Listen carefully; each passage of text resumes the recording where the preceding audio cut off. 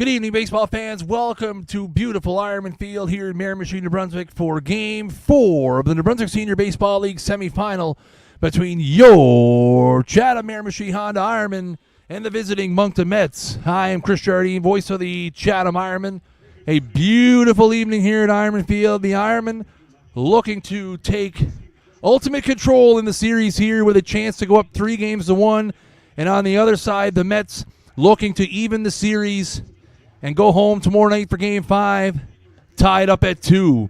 A rematch of the Game 1 pitchers here as we have Dylan Lester starting for the home squad, facing off against Jackson Decker for the Mets. Here's a look at the lineup tonight. A little bit of a different look than we've seen so far in the series from the Mets. Justin Cormier playing shortstop, leading off. John Hamowitz, the catcher, is batting second. Declan Buckle is playing second tonight and batting third. Luke Votor is in right field batting fourth. Jake Green, the designated hitter tonight, is batting fifth. Nick St. Pierre makes his debut tonight. The junior affiliate gets called up. He's going to bat sixth and play third base. Jesse Malone's handling the first base duty tonight, batting seventh. Luke Robeson is batting eighth and playing center field. And Stefan Martin playing left field and batting ninth. Again, Lester in that first game was cruising along until the seventh when the Mets hung a sixth spot on him, capped off by a walk-off grand slam by Luke Votor. Going to look to rebound here tonight. Again, you'll notice the absence of Serge Votor from the Mets lineup tonight. Votor is serving a 2-game suspension due to his ejection in Moncton on Monday night. Again, Monday night, a back-and-forth tilt. Ultimately, the scales tipped the way of the Ironmen as they picked up a 14-6 victory in the end in a game that they led 3-0. The Mets battled back several times. And here we go, folks. It's time for baseball as Game 4 is about to kick off. Justin Cormier is going to step in here. Cormier is 3 for 11 so far in the series, all singles. And here's the first pitch from Lester, and it's in. Oh, and it got him in the foot. So one pitch and a base runner for the Mets as Cormier wears that one in the foot. And just like that, a man on with nobody out here. Not the way you want to start the game if you're Dylan Lester. Hamowitz is going to step in here. Hamowitz 2 for 7 in the series so far. Batting in the 2-hole here tonight. Lester now rocks and fires, and that one is just high for ball 1. Darren Scott calling balls and strikes behind the plate tonight. Jamie Moore umpiring down the first base line. And Jason Dunnett umpiring down the third base line. So 1 ball, no strikes here to Hamowitz. And here it comes. And that is fouled off the right side. Evens count at 1-1. Hope everybody's having a fantastic Wednesday out there. Again, if you're watching on YouTube or Facebook, and tonight, live on Rogers Cable all across New Brunswick. Want to thank Rogers for partnering with us to bring you a little New Brunswick Senior Baseball League action here tonight. Here comes the 1-1 from Lester. That is lined back up the middle, and that's going to be a base hit into center. Cormier is going to go no further than second, so just like that, the Mets have 2 runners on and nobody out here in the top of the first inning.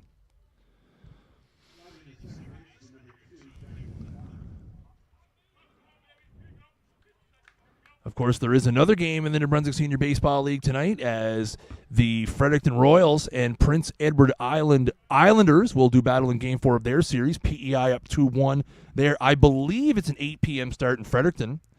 We will try to get you updates from that game as the evening progresses.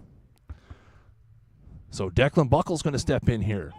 And he squares around a bunt, and that's outside for a ball. And now Hamowitz, who had a big jump and then fell down. And now they're going to go. They've got Cormier in a pickle here between third and second, and he's going to be out. So Hamowitz got caught too far off the base and then slipped and fell, which necessitated in a little bit of a pickle play between first and second. He advanced. Then he got too far close to the bag, so Cormier had to advance. So that is a 2-3-5, and Cormier is retired for the first out of the inning.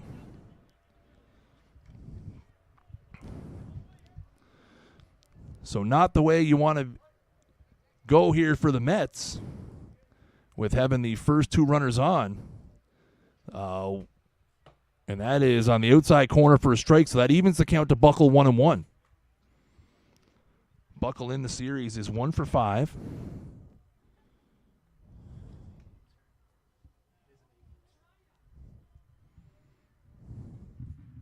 One, and that is popped up in the infield. Molson calls for it and makes the play. So just like that, now all of a sudden there's 2 out here. That's going to be P4 in the infield for those of you scoring at home.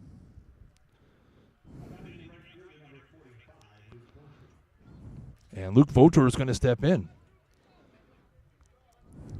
Vautour again with that walk-off grand slam in Game 1. That is his only hit in the series through 3 games. And that is on the outside part for strike, and a snap throw down to first. And I'll tell you what, they had Hamowitz over there with a good throw, but that throw sails up the foul side of first a little bit, so Hamowitz able to get back in safely. 0-1's the count here now, so 2 out here in the top of the first. Lester's got the one he wants. Come set here. And that is just outside for a ball.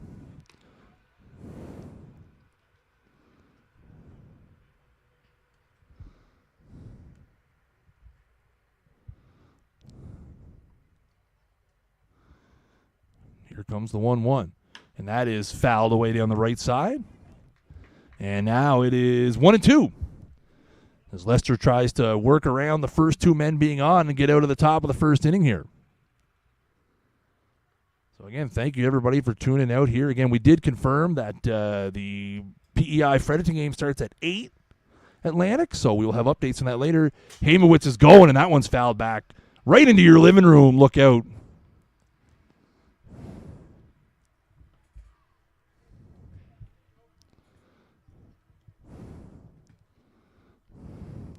So the count remains 1 ball, 2 strikes here.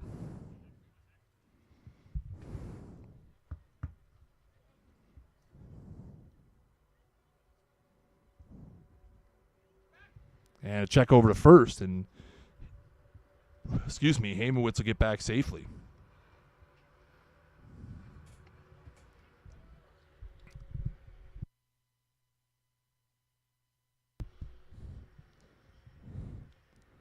One, two, and that is, I think he went around. They're going to check down to first here, and they're going to say, no, he didn't. Wow, that was very, very close. But the first base umpire, Jamie Moore, says he did not go. So the count will move now to 2-2. I hear a couple of whistles here signifying that some people down on the field level thought that was pretty close. And that is bounded back up the middle, and that's going to be a base hit. So second hit of the inning, so Vautour keeps the inning alive with a single.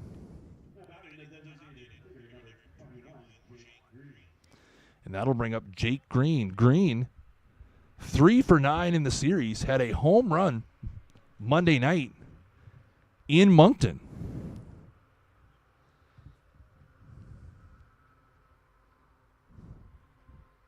He bats here with 2 out and 2 on in the top of the first. Lester with a long look back and a throw, and that one's into center field. Oh, and a big hop for Ori Cook out there, and Hamowitz doesn't even think about going to third. We are all well aware of Ori Cook's arm strength out in center field, so probably a good decision there from Hamowitz. Another long lead here, and Green hits that one a mile down the right field line, but that'll be foul. What an impressive series Green has had. Again, 3 for 9, a couple of singles, a home run. Hit the ball hard a couple of times here the other night.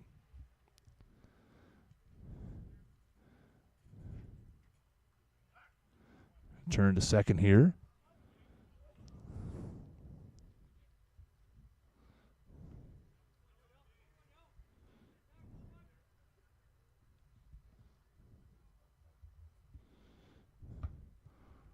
And here we go again.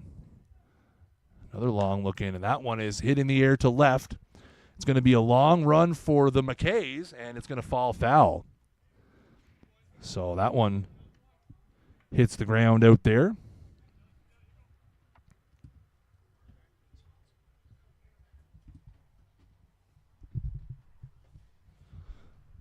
So 0-2 is the count here to Green.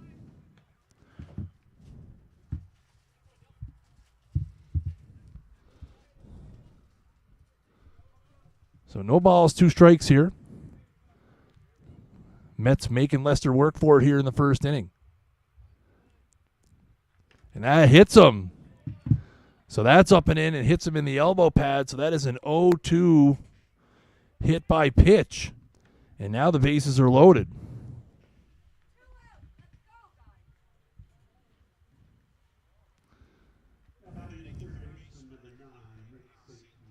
So that'll bring Nick St. Pierre to the plate, making his first appearance of the series, the junior affiliate. What a spot here to be called into duty. Playing third base here tonight. And a very interesting stance at the plate here. Here comes the first pitch from Lester. And that's right down Main Street for a strike. So tough spot for St. Pierre here, getting called up first appearance, and you got to face the league MVP. And that is inside for a ball.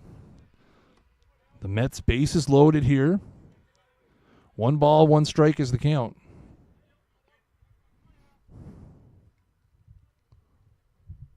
And that is a grounder to second.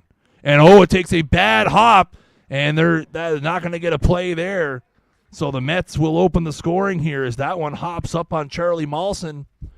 He wears that one in the chest. The official scorers downstairs are going to give St. Pierre a hit. So that will be a hit and an RBI. And it is 1-0 Mets. Again, that was a pretty routine ground ball, but took a pretty nasty hop. Came up and caught Mawson in the upper chest, maybe in the shoulder. And Jesse Malone's going to bat here. So the Mets are on the board here, 1-0. An infield single and an RBI for St. Pierre. That's the way the bounces go sometimes. And that's right there for strike 2. So quickly now, 0-2.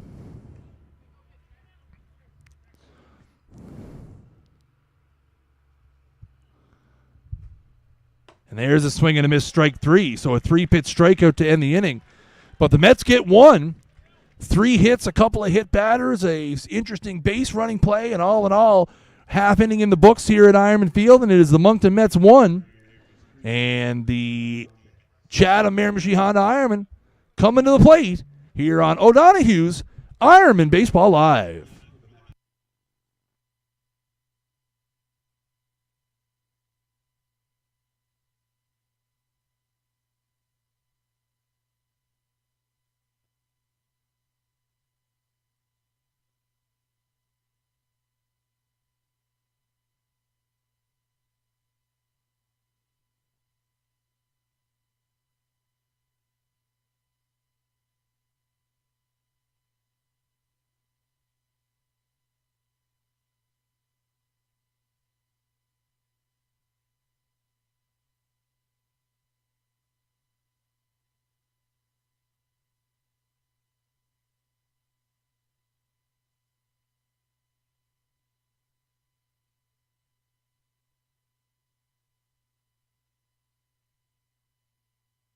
So we go to the bottom of the first inning here. Let's take a look at the lineup that the Ironmen will send out here against Game 1 winning pitcher Jackson Decker. Mike McKay leading off, playing left field. Chris Keating, the shortstop, batting second. Dylan Lester will be batting for himself and hitting third. Jeff Watkin, the catcher, batting fourth. Nick Leggett, the first baseman, is batting fifth. Charlie Mawson, the second baseman, batting sixth. Tyler McKay draws a start at third base tonight, batting seventh. Tyrell Hebert checks in again in right field, batting eighth. And Ori Cook, the center fielder, batting ninth. Again, Jackson Decker went the distance in Game 1, allowed a couple of runs on 5 hits, and his team bailed, well, I wouldn't say bailed him out, but they had his back at the end as they went into the bottom of the 7th down 2-0 and pulled out the victory. And now his team has staked him to a lead here in the top of the first inning. So Mike McKay is going to lead it off here. Mike 7 for 11 so far in the series. Has been a thorn in the side of the Mets so far. And that is outside for ball one. Again, McKay, who went to the Nationals with the Islanders, had a pretty solid weekend there and has translated that into a very hot start to the playoffs. And that is outside for a ball. So again, game 4 here tonight. Either the Ironmen will be leaving here with a 3-1 advantage, or we'll be going back to Moncton tomorrow night with the series at 2s. That's high for ball 3. And again,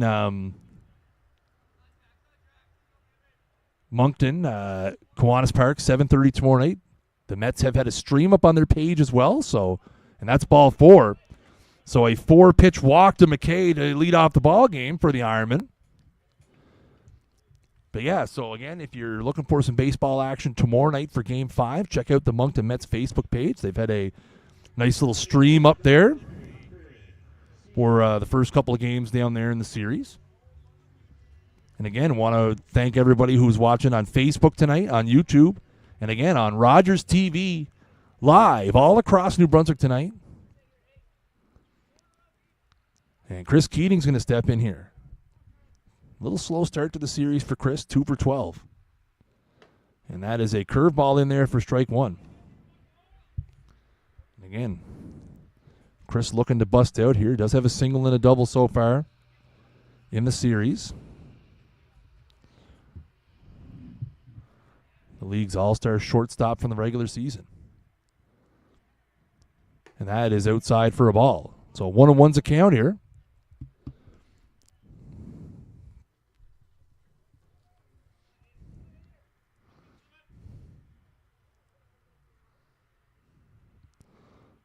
Decker's got the one he wants here. And that is down for a ball. So that runs at 2 balls, 1 strike here.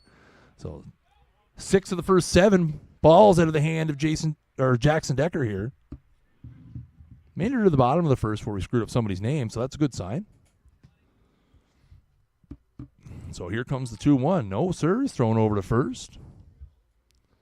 Keeping McKay close. Again, McKay, no stranger to the steal, but the Ironmen have been a little conservative here in the series. Again, Hamowitz, one of the better defensive catchers in the league. And that's fouled back. And again, Decker very quick to the plate as well, as he uses more of a slide step move. Doing real good, Brent. Hope you're having a great day, pal. Thank you for coming out.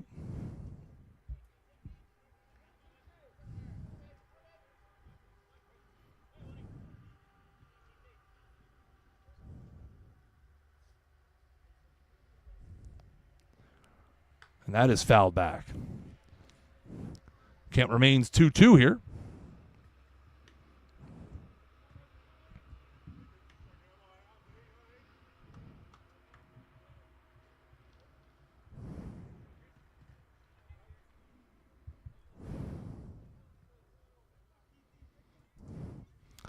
Two again here. Decker's got the one he wants. Here it comes, and that is fouled back. So Keats not getting a lot of them, but he's getting enough of them.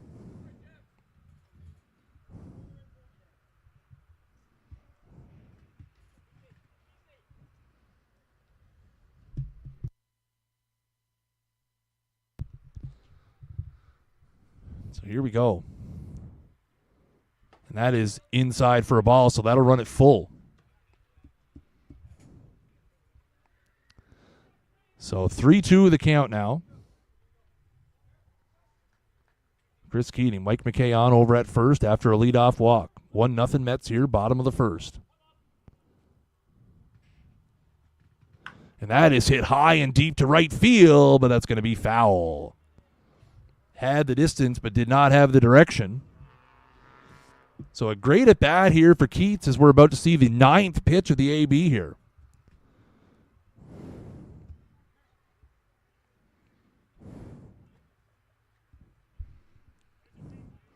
So another full count pitch coming here. And that is fouled back. So again, quite a battle here.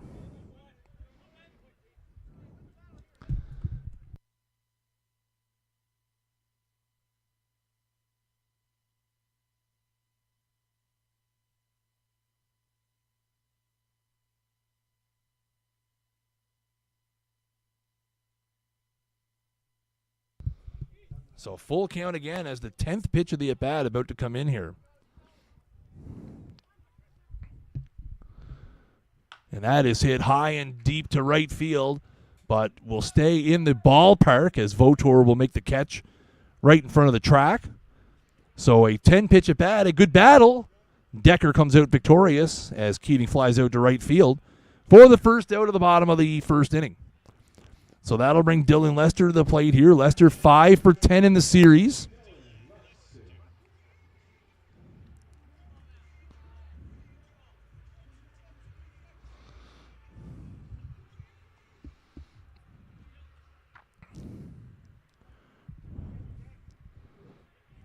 And a check over to first here.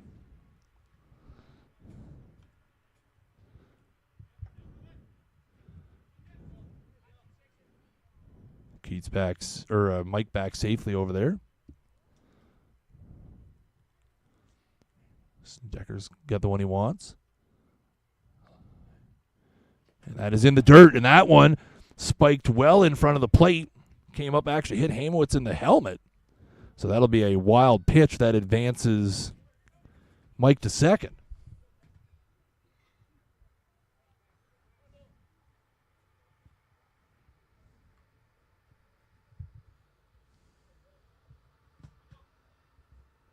And 1-0 the count here to Lester.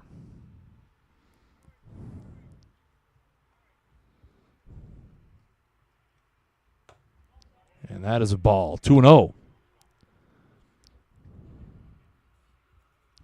2 balls, no strikes here to the Ironman number 3 hitter. Again, the Ironman making Decker earn it here, much like the Mets did to Lester in the top of the first. And that's on the outside part for a strike. Again, both of the starting pitchers in this game pitch Friday night. So again, a Friday to Wednesday turnaround. Nothing ridiculous. Again, not common in the New Brunswick Senior Baseball League, but with the condensed schedule here in the playoffs, could be a conscious decision by both teams to try to get into the bullpens. And that is inside for a ball. Again, the Ironmen with a ton of success against the Moncton bullpen on Monday night. And again, after Decker throwing a complete game, they'd love to try to solve the riddle here. So 3 balls and 1 strike here. Mike McKay's the runner at second. 1 out here in the bottom of the first. 1-0 Mets is the score. And that is hit back up the middle. Decker will look at second and throw over to first. So that'll be the second out of the inning. Nice little play there by the Mets pitcher.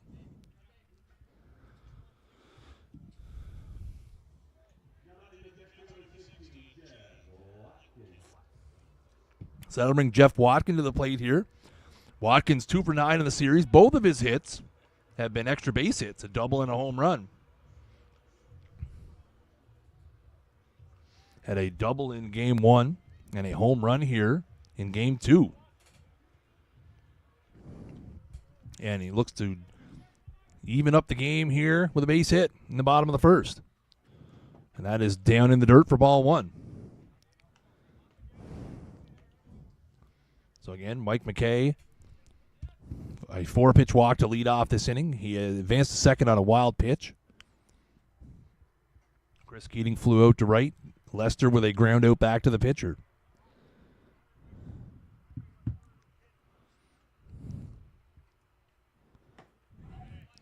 No idea, Brent. I would imagine the starter for the Ironmen will depend on the result of this game. If I was a betting man, I would guess that Moncton's coming back with Justin Cormier, but I don't have any insider information there. That's just my mildly educated opinion. I think the Ironmen have a ton of options depending on how tonight goes. And that is down for a ball. Nice change up there from Decker. Big league take there from Jeff to hold off on that one.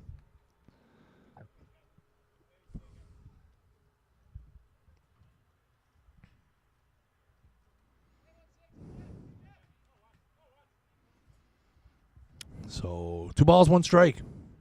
That's in the dirt. Little pick there by Hamowitz. So another numbered count here, 3-1.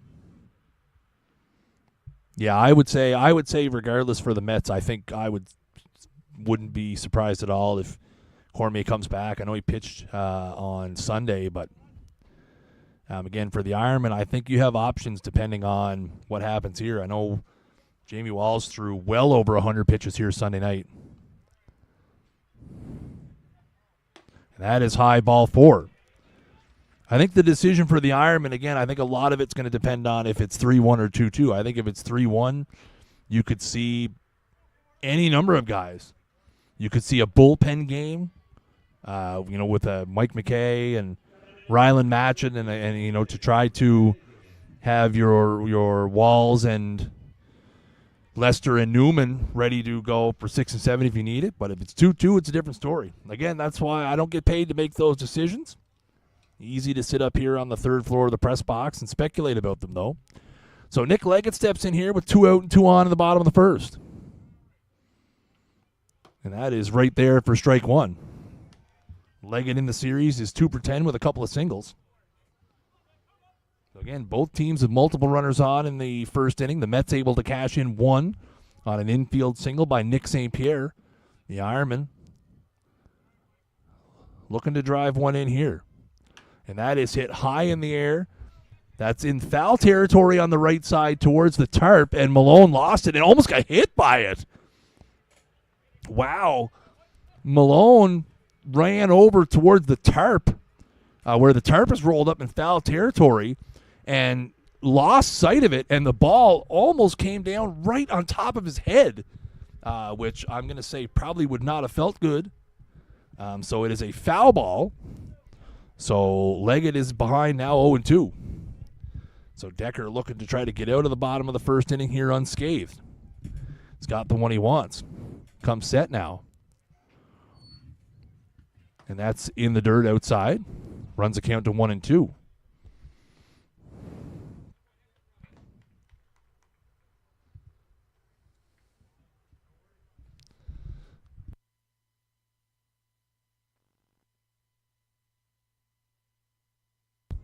One ball, 2 strikes here. Decker with a long look out at McKay. McKay with a little stutter step towards third. And that is hit hard into center field. It's going to get down. And it's going to get by the center fielder all the way to the wall. McKay's going to score. Watkins going to score. And a big gamble out there by Luke Robeson comes up empty. And it'll be a 2-run double. And the Ironmen take a 2-1 lead. And again, that really is the ultimate risk-reward play out there in center field, as that was a sinking liner, and all the credit in the world there to Luke Robeson. He laid out, but unable to come up with it, and it went all the way to the wall, which allowed Watkins to score easily from first base. So now the inning will continue here for Charlie Mawson. And that's right down Broadway for strike 1. Mawson, 2 for 7 in the series, good for a .286 average, 4 runs scored. And again, if Robeson holds up there, that's probably an RBI single. But again, he obviously thought he had a chance. And again, the Mets have made some very big league plays in the field in this series. I think back to that play that Declan Buckle made here on Watkin in the second game, one of the best plays I've ever seen in person. That one would have been right up there with it, but wasn't to be. And Mawson pops that out of play, so that'll run the count to 1-2. No, Brent, it didn't hit him. It came dangerously close to landing on his head, but so a 2-run double for Nick Leggett. The Ironmen have a 2-1 lead here in the bottom of the first. Again, the inning continues here for Charlie Mawson. Decker with a long look back here at Leggett. And that one a little loose out of the hand, curve ball that misses away, and kick count is 2-2.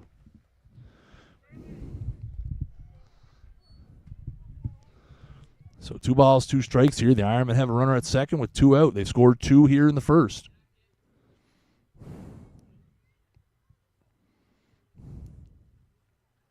And that is hit hard back up the middle. And a nice little play there by Buckle with a throw over, and he gets him. Malone has to come off the bag, but he makes the tag. So a nice play there on both ends. But the Ironmen do some damage. A 2-run double by Nick Leggett. And after 1 inning of play here at Ironman Field on this playoff edition of O'Donoghue's Ironman Baseball Live, it is your Chatham Ironmen Honda Ironman 2, the Moncton Mets 1.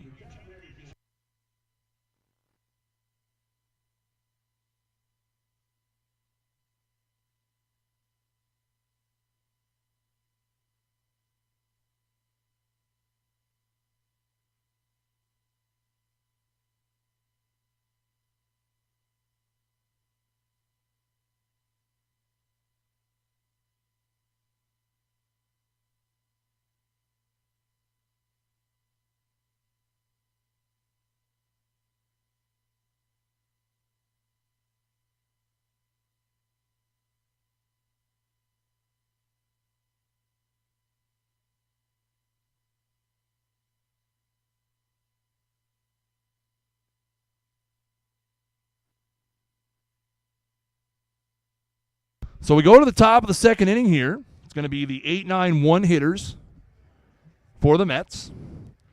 Robeson, Martin, and then back to the top of the order for Cormier. Again, an eventful first inning on both sides.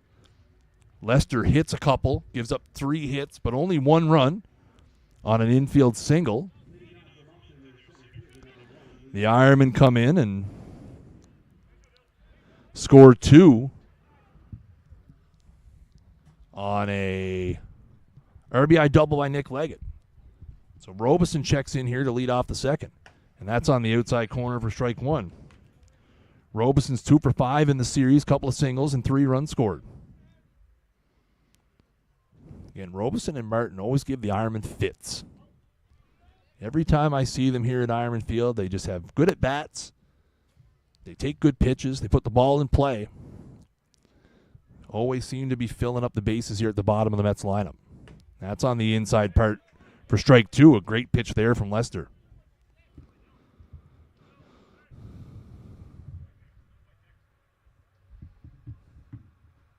So 1-2 here.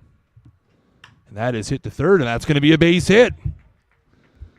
So Robeson slaps one through the third short hole on the left side, and that's going to be a leadoff single here in the second inning.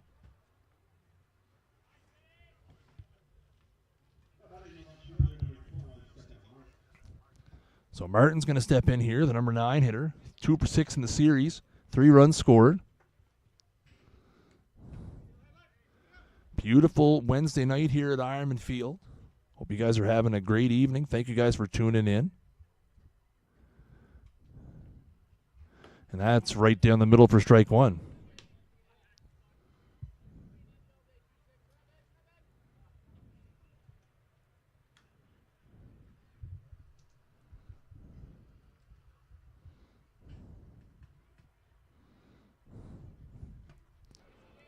And they're going to say he went around there, and it's quickly 0-2.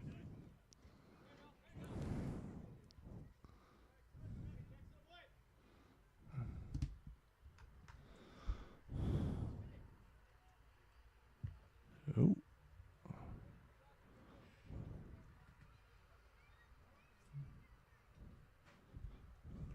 And that's in the dirt. And he's going to take off. Here comes the throw down. And aggressive there by Robeson. He's going to be in there.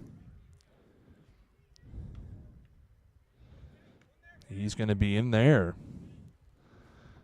Again, a good crowd here at Ironman Field. Weather here is nice, solid little 19 degrees at first pitch. Expected to cool off as the evening goes along here. So 1-2, runner now at second. And that's inside for a ball.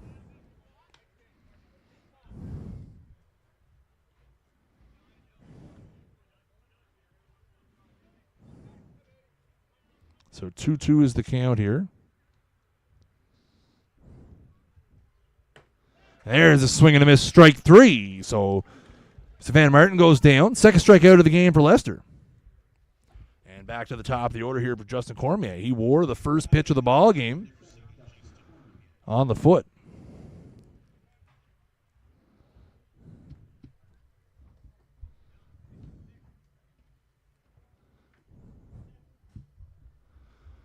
So 1 out, 1 on here is Robeson out at second base. And that is lined into left center field, and that is going to be trouble. It takes a big hop, though, for McKay, and McKay gets it in quickly. So that'll be an RBI single for Justin Cormier, and the game is tied at 2. So, again, a nice piece of hitting there by Cormier as he dumps that one into left field. It does take a big hop in the grass.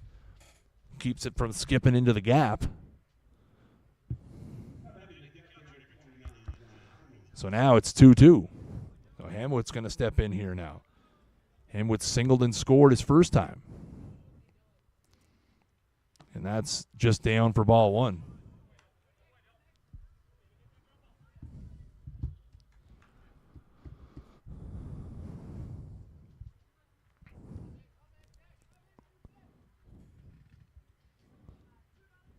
And there it's in there for strike 1.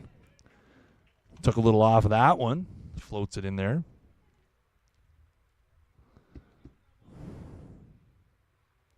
So 1 ball, 1 strike here to the Mets catcher. Lester's got the one he wants, and that's just outside for a ball. I say just outside, but that's being a bit lenient. It was a fair bit outside.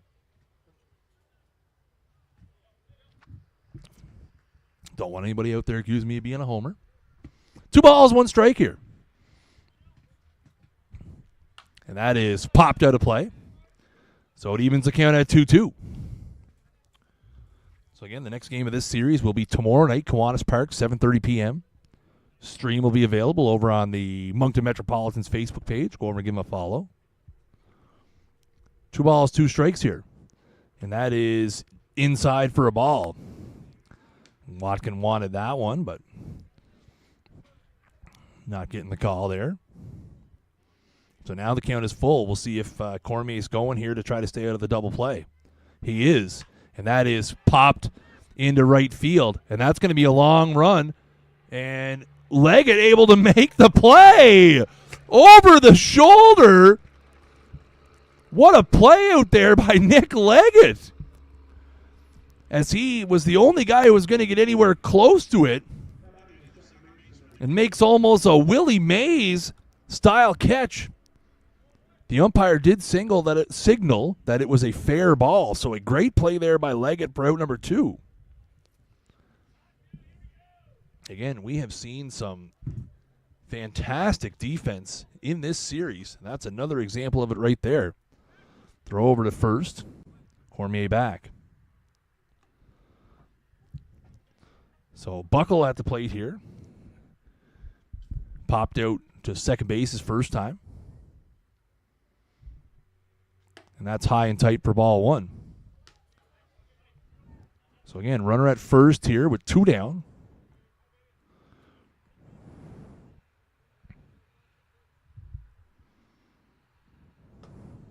And that's in there for a strike, and Buckle doesn't like that call. He's going to take a little walk here.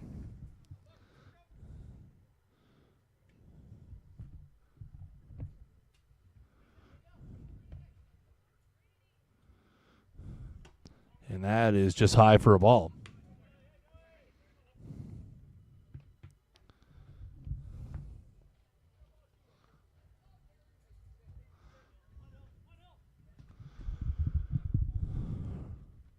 And that is a spinner. Just foul in front of the Ironman dugout. That was one of those wait and see because she might take the big wang back into fair territory there with the spin. But not to be there. So 2-2 is the count here. Lester with a couple of shake-offs. Now he's got the one he wants. Here it comes. And that is hit high in the air to left. Mike McKay under it, and he makes the play. So Lester does allow 1 as the Mets claw back. So after 1.5 here from Ironman Field in Game 4 of the New Brunswick Senior Baseball League semifinals, it is your Chatham Ironmen Honda Ironman 2, the Moncton Mets 2.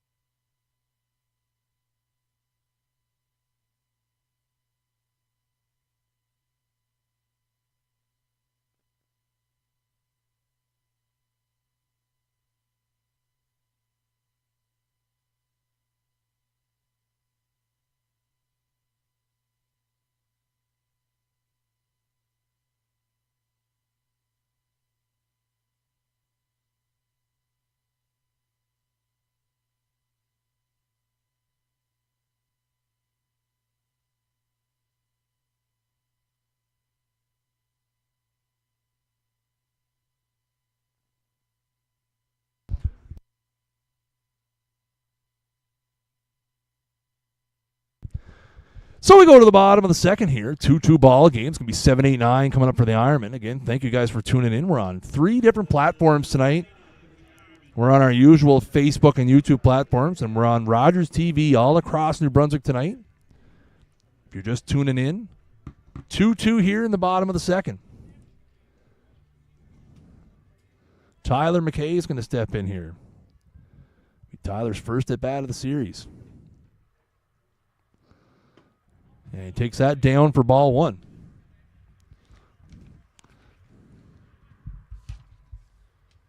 McKay drawn in the start at third base tonight.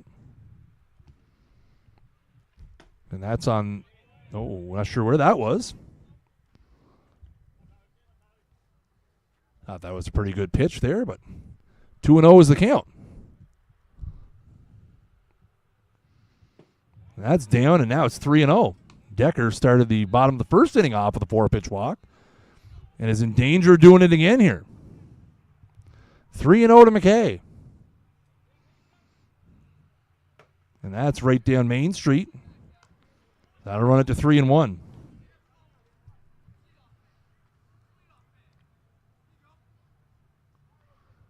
Here comes the 3-1. And that's right there for strike 2.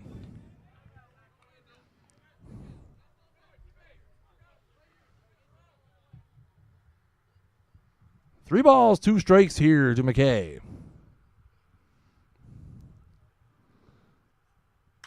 And Tyler McKay hits that one high and deep into center, but going to stay in the ballpark, and Robeson's going to make the play. So F8 to start the second inning here. As McKay's retired.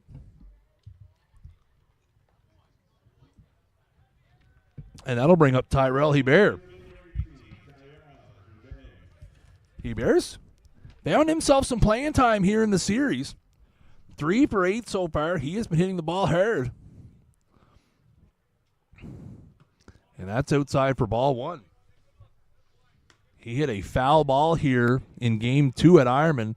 That might be one of the hardest balls I've ever seen hit live. And that's down for ball 2. So again, Hebert and the Ironman here playing the hot hand in right field. So Hebert drawing the start again. That's a big hack there at the 2-0. Fouled back, runs it to 2-1.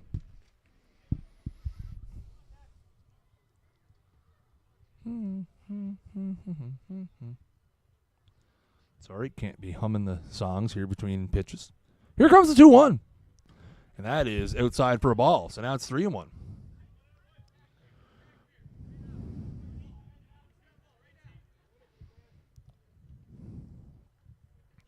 The 3-1 pitch. And that is hit hard, also into center field. Dead center. So a hard hit ball, but Robeson right under it there, and a couple of F8s here for 2 out.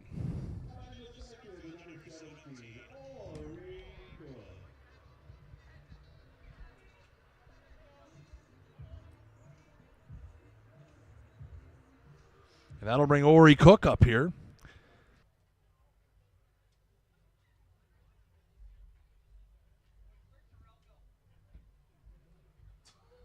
Terry.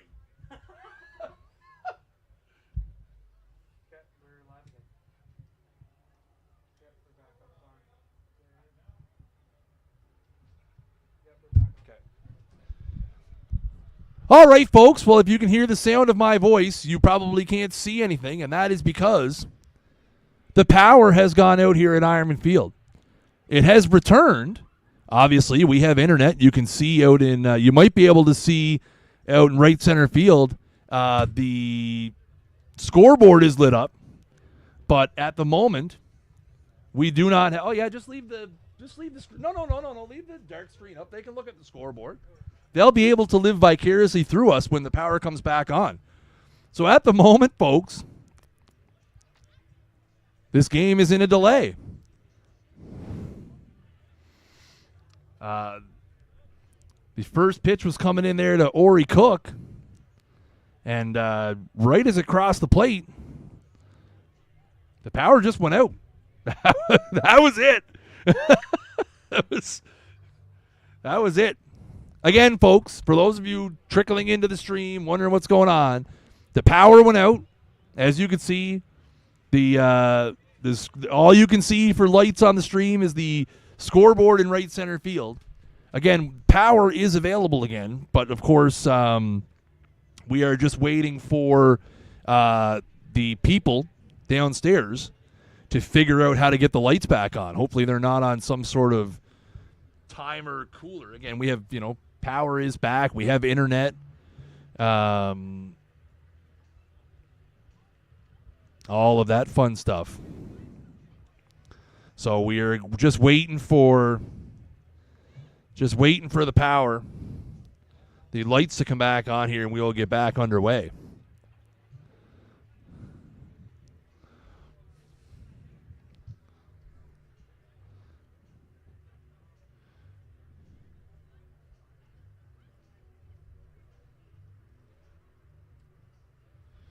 So again, we are in a bit of a, we'll call this a power outage delay. People can hear me, right? Yeah. Okay. All good. So yeah, we're in a bit of a power outage delay here. So we're gonna just hang by her here and hope they get it sorted out.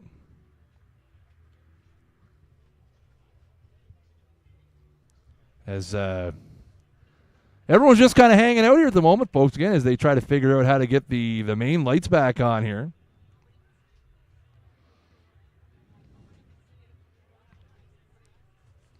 So we're just kind of hanging out here and hoping that they're going to get things going again. We apologize. And even though it has absolutely nothing to do with us, again, there was a pitch coming in here to Ori Cook.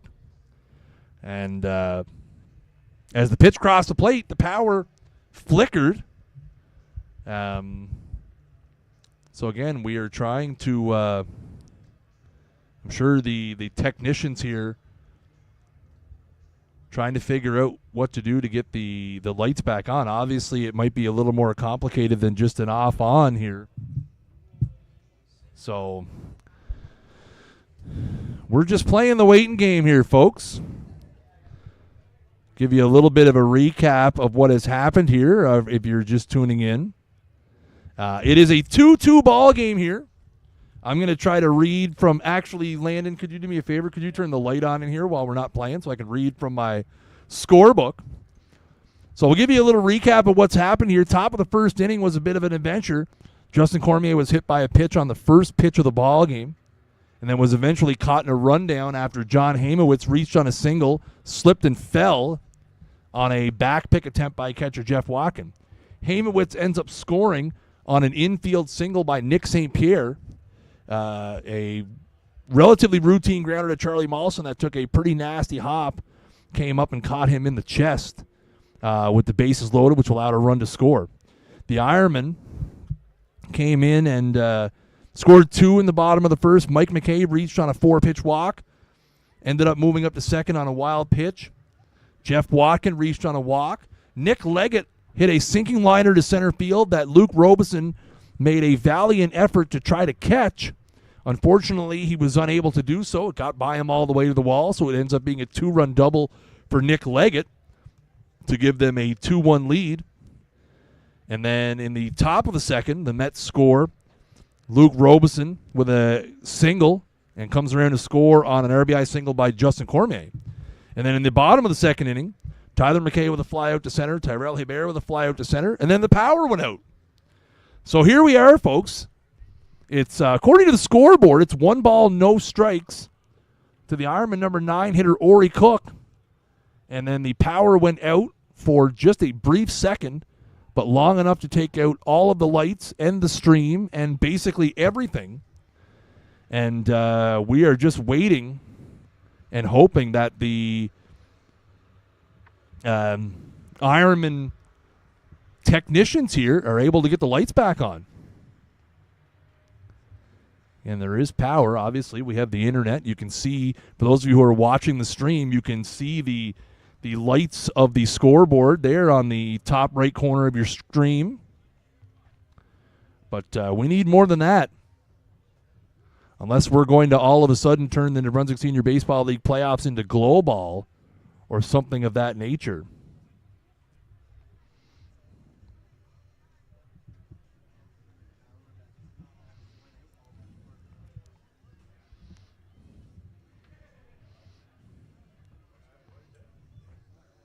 We're having a great time. You want to come in here and talk on the stream here, Charlie? We're just trying to keep people entertained, man.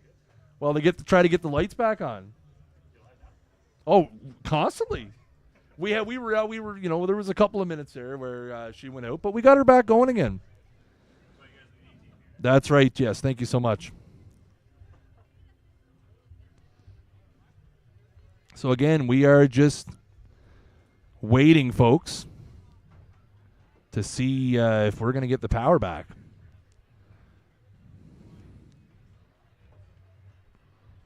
Well, I shouldn't say that.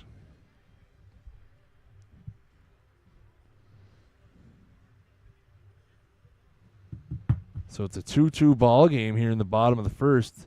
Just going to check in real quick here on the Islanders-Royals game and see if we can be the benefactor of getting a score.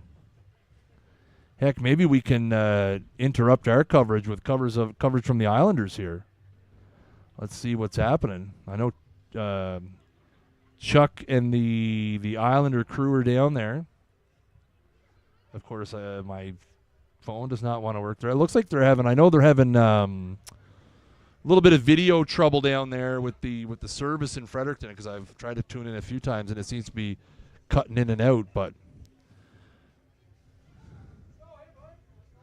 we'll see if we can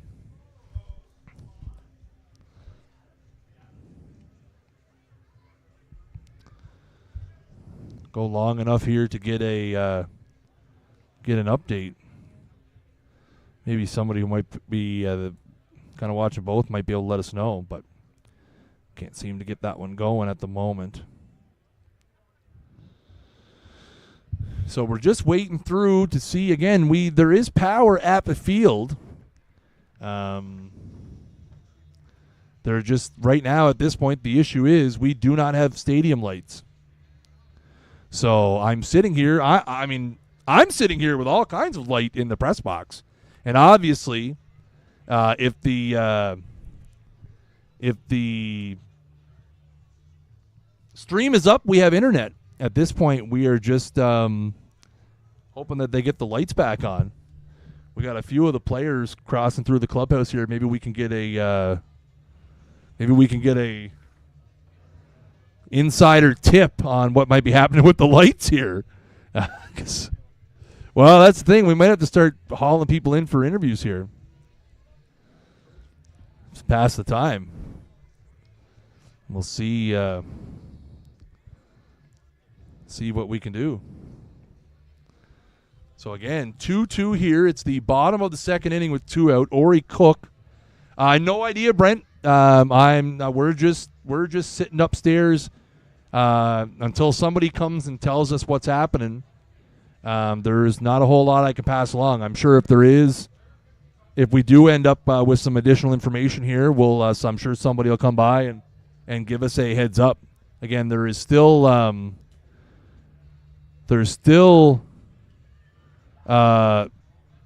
plenty of ball players down on the field level on both sides. And again, the Ironmen have sent a few people up to the clubhouse here, which is on the same floor as us, just one room to the left. So we'll tell them to make sure that they watch their language. So stand by, folks, as we're obviously trying to figure out what's going to happen here. Again, this would throw a massive wrench in the schedule for the series.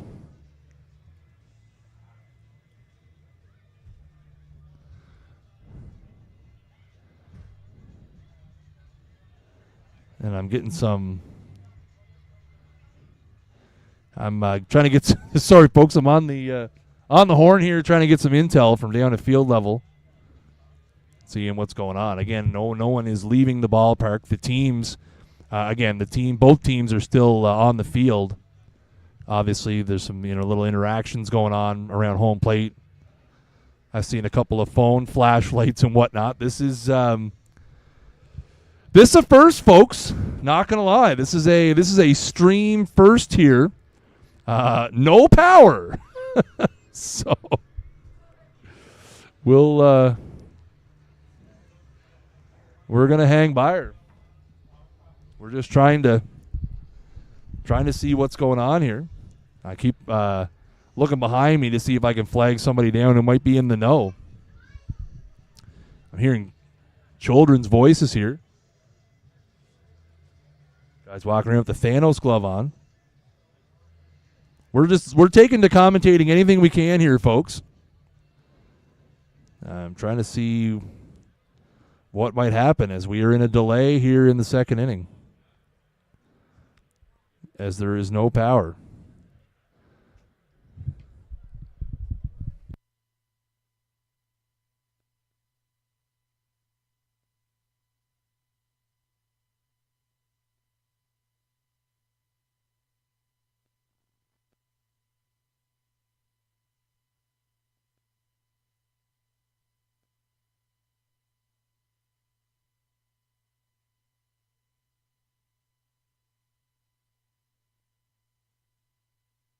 All right, folks, we stepped aside for a second there just to see if we had an ETA.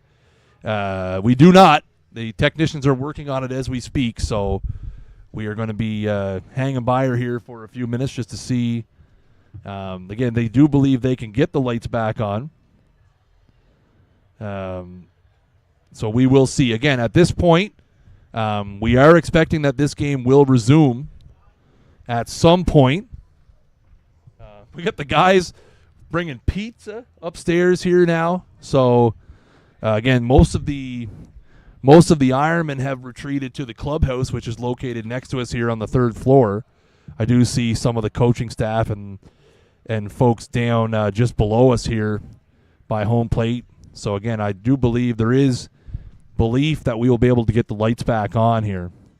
Not going to lie, folks, I did not prepare a 30 or 35 minute amount of riff content here, so we're just kind of hanging by her here for the moment, folks. Again, we have it's funny, checking my text messages because I have to reach out to the folks at Rogers. Again, for those of you watching at home on Rogers here tonight, it has been an adventure. We have tried unsuccessfully several times to get the Rogers broadcast going. We've had 3 games canceled due to weather. We had 1 postponed due to weather. And then we're live on Rogers tonight, and we got no power. So, again, bottom of the second inning here. There's 2 out in a 2-2 ball game. And Jackson Decker threw a pitch that, according to the scoreboard, was ball 1.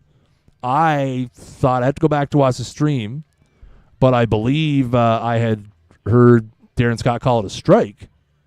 But either way, a outside fastball to Ori Cook, and as the pitch crossed the plate, the lights went out.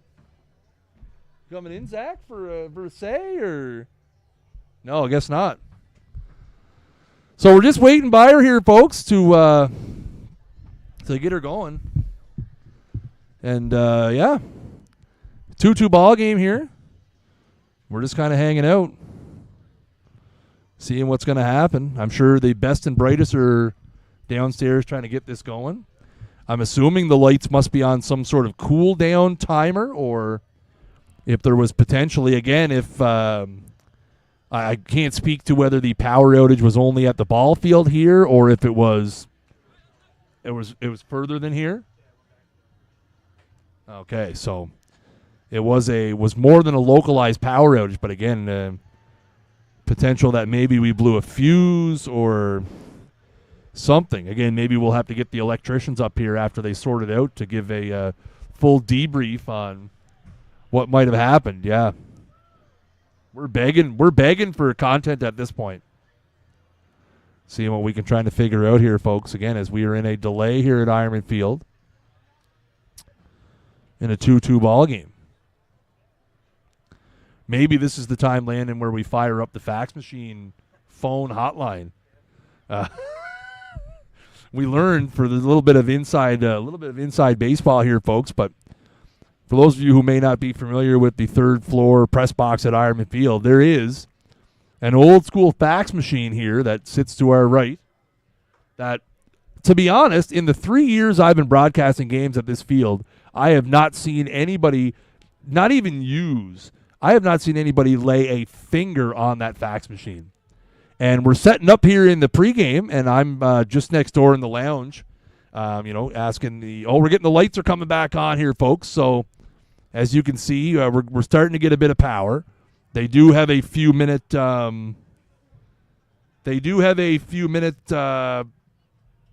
warm-up time. So, but again, we're sitting here before the game, and all of a sudden the phone on the fax machine rings. 3 years of doing Ironman baseball, and I just thought the fax machine was a prop. I thought it was just something that was still here from an era gone by, but no, ma'am. It rang. I don't know who. Do we know who it was? Okay.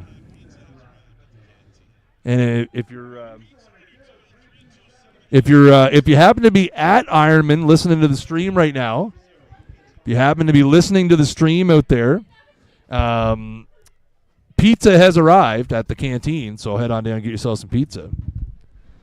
It had to be something. Again, I'm assuming, and Dan, I am by no means an electrician, but I am assuming that when the lights go off like that there is some sort of cool-down timer, given the warm-up procedure for them and how hot they get. Can you get the light there, please? So again, folks, we were joking before the game that now that we know the fax machine has a working phone, maybe next season we will explore a post-game call-in show where you'll be able to call in and ask your questions. We'll call it Ironman After Dark, maybe.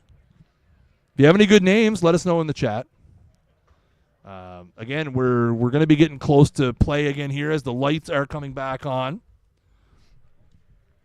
So we thank you for your patience and for my delusional rambling. Again, I will admit, folks, when I was preparing for the broadcast tonight, filling 20 minutes of dead air because the power went out was not what I was after. So appreciate y'all sticking with us during the delay here. Again, some of the Mets players have started warming up you can see just on the left side of your screen there as we wait for the final power-up cycle of the lights, and we are almost there now. So, again, some of the lights on the left side of the field don't seem to be fully lit up yet. So, we're just a couple of minutes away from baseball resuming here. Someone in the YouTube chat asked me to tell some jokes. That's probably not a good idea. So again, to recap, it's a 2-2 ball game here with 2 out in the bottom of the second. The Mets have 2 runs on 5 hits. And the Ironmen have 2 runs on 1 hit. The only hit for the Ironmen, an RBI double, 2 RBI double. That was not on the bingo card, Jamie. You're right. That was not on. This series had a little bit of everything. We knew, here's the thing, folks. We talked about this early in game 2. We knew coming into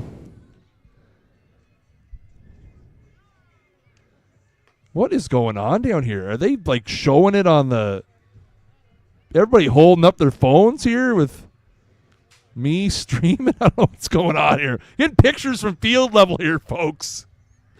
But we said before game 2 that this series, the battle of Route 11 or Route 126, whatever your preference is, could have a little bit of everything. High drama, close games. These teams very, very familiar with each other. But I don't think any of us thought power outage in the middle of an at-bat was going to happen. So, again, we're waiting. The lights seem to be back on here. So, again, Jackson Decker getting a little bit loose on his first base line here. The Ironmen throwing the football around on their side.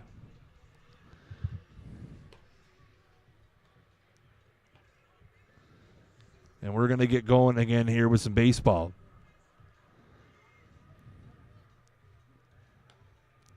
So again, folks, if you're watching on Facebook or YouTube or all across New Brunswick on Rogers tonight, we appreciate you for your patience. Yes, Dan, we definitely could have definitely filled a show here. So we appreciate your patience. Again, if you're just tuning into the stream, we are in a delay here. We had a power outage in the bottom of the second inning. And we're just getting going here again.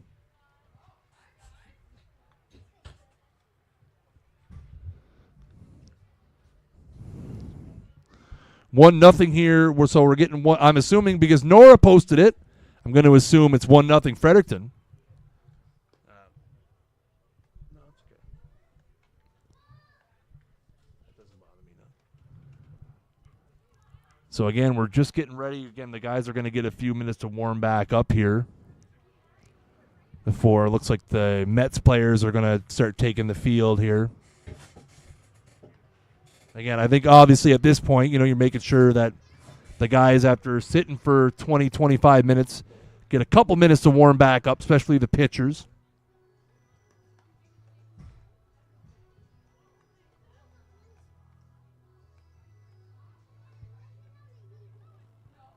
Again, the Ironmen out for a quick catch. The Mets running out for a quick catch. Jackson Decker throwing some light warm-ups to Hamowitz here. You can see on the left side of your screen there, just in front of the Mets dugout. So again, didn't have that one on the bingo card, folks.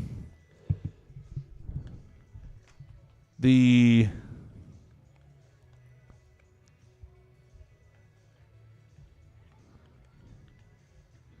power outage here at Ironman Field. Again, apparently it was not a localized outage, was a bit of an issue here in the Chatham side of town. So again, power was only out just for a brief second. But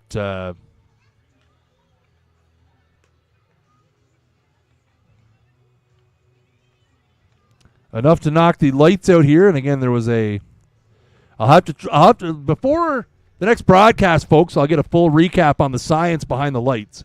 Again, my assumption is because of the heat that they generate, when they go off, there is likely a cool-down timer of some sort to get them to come back on.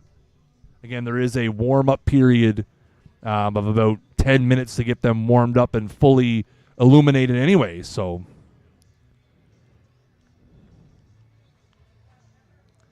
again, both teams being given a few minutes to warm up here to ensure that everybody's ready to go, and then we're going to resume this baseball game.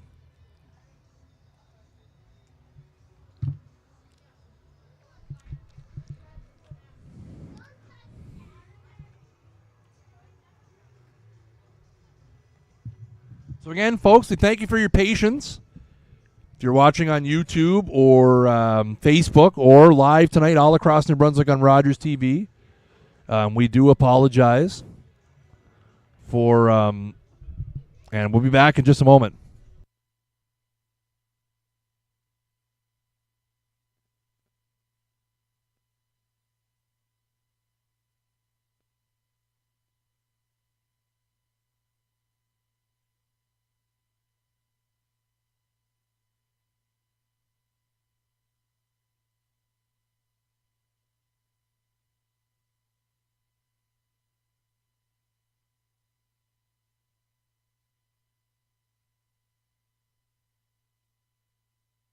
All right, so we're going to have a little bit of a meeting at home. Okay. So we just got word from home plate here that the game will resume here in 5 minutes. So 5 minutes here.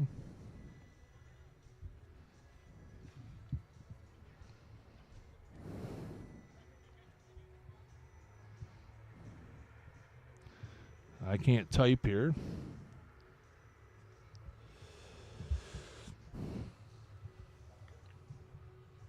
So again, folks, play will resume in 5 minutes, so about 8:50 here Atlantic time. So I'm going to step away and take a quick break. Again, we are in a delay here at Ironman Field. I'm going to take a quick break here. Again, we're going to be back to play here in about 5 minutes. So stay tuned. Thank you guys for your patience. We'll be back in a few moments here with Ironman Baseball Live, brought to you by O'Donoghue's Irish Pub and the sights and sounds of Elitecast Media.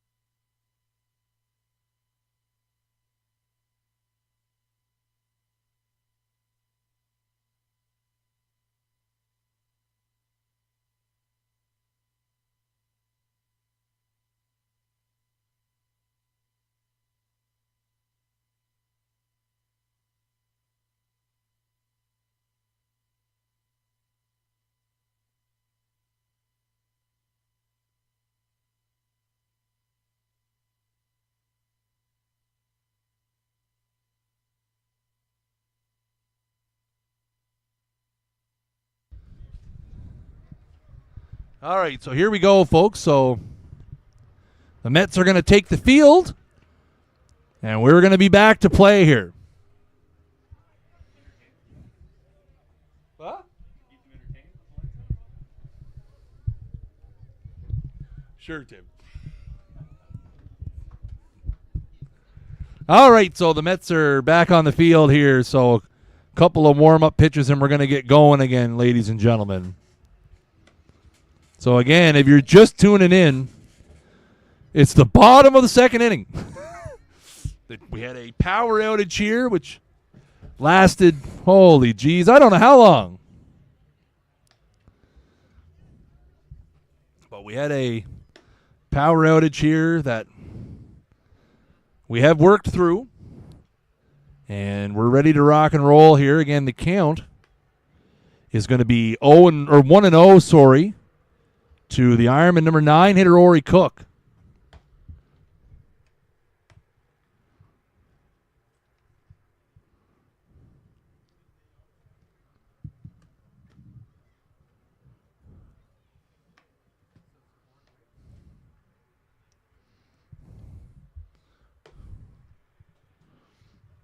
So Decker's going to throw a few warm-ups. We're good, eh? We're all live and stuff, and everyone can hear my smooth voice. So again, folks, we want to thank you for hanging out with us through the delay. Again, I don't know how long it was. I believe it's at least a half hour.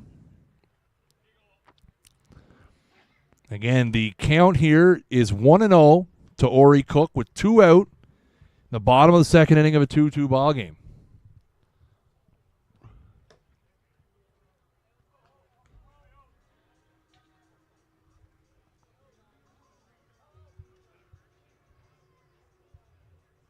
So here we go. We're ready to rock and roll. Ori Cook steps in. I know we can hear me because I can see the captions. So here we go. So the count is 1-0 here. And we're back to baseball. And that's outside for ball 2. So a 41-minute delay I'm being told, I don't know if I believe it was 41 minutes, but we'll go with it. And that's in the dirt. Now all of a sudden, and again, the interesting piece here is going to be how does Decker and Lester bounce back after this delay. Again, Lester, I did not see him throwing a ton after the lights came back on. And that's right down Main Street for a strike, so that'll run it now to 3-1. Thank you, folks. Again, I didn't plan to cover a 40-minute delay, but here we are. And that's right there for strike 2, so now it's a full count. So right back into baseball here. Full count here to the Ironman number 9 hitter. And that's inside for ball 4. So the power's back, and the Ironmen have a 2-out base runner here in the bottom of the second. So we'll turn it over to Mike McKay back to the top of the order.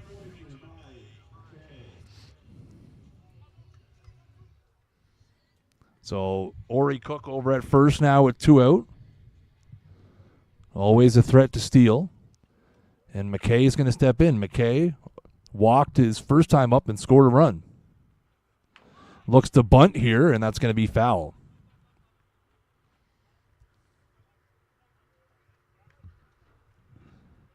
So again, Mike maybe trying to take advantage of the affiliate third. Again, Nick St. Pierre making his playoff debut tonight at third base.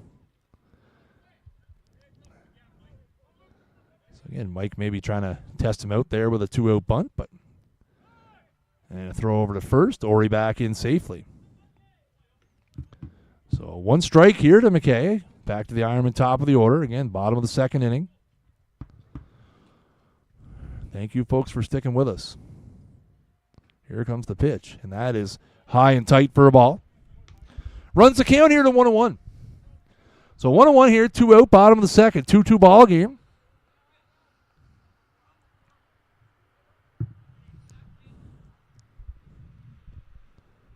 And here it comes. And that is hit high and deep into center, but it's going to stay in the ballpark. And Robeson's going to make the play, his third catch of the inning.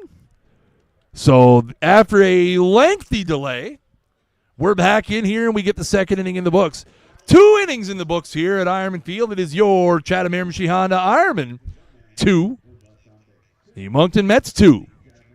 And it looks like we're going to have a substitution here as Logan Walsh has exited the dugout and will take over at third base. So again, we go to the third inning. The Ironman with a defensive substitution as Logan Walsh is at third again.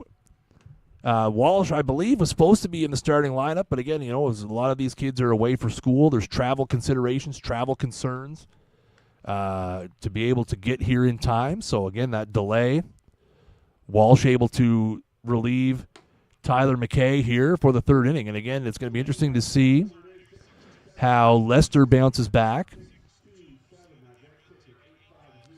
in the third inning here after almost a 50-minute delay since he last threw a pitch plus that inning. So Lester possibly hasn't thrown a pitch here in 45, 50 minutes. Yeah, for sure. So again, I'm going to try to get loose here, and he's right in the heart of the Moncton order here. So it's going to be 4, 5, 6 for them. I'm just scouring around to see if there's any other defensive change for the Ironmen, but there's none. Just Logan Walsh checking in over at third, which I'm going to mark in my book now because I will absolutely forget. Again, Coach Bo's out of the dugout here, probably just to let the umpire know, hey, new third baseman.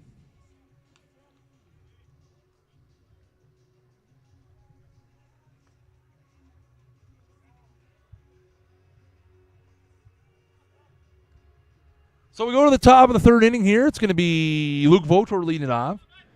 Luke singled his first time.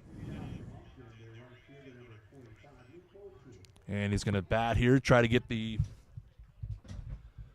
Mets rolling here in the third inning. So again, if you're just joining us, folks, a 35-minute delay due to a power outage, which is why we're only in the top of the third inning at almost 9 p.m. So much for my early sleep schedule. We got some business to take care of here as it's 2-2 after 2. So here we go. And first pitch is the slider, misses away for ball 1.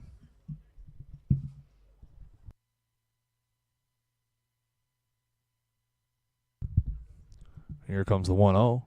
There's a swing and a miss. Had a splitter there from Lester. Lots of movement in on the hands of Vautour there. Evens the count at 1-1. And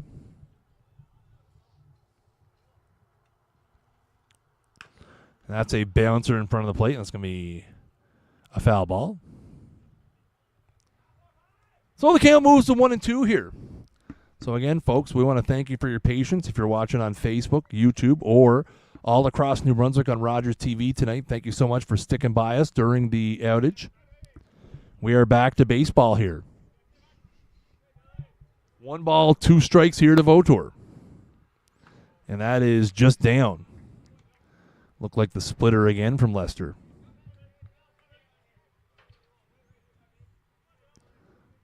The 2-2.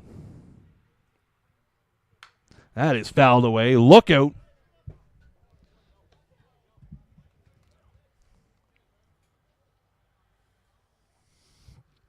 Vautour will be followed by Green and St. Pierre here. The Moncton third. Another 2-2 on the way. And that is bounded foul. Get under the hands. Vautour fights it off.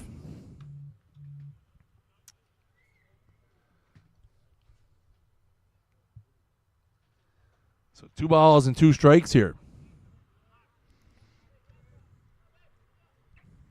Here it comes. And that is fouled away. So Vautour staying alive.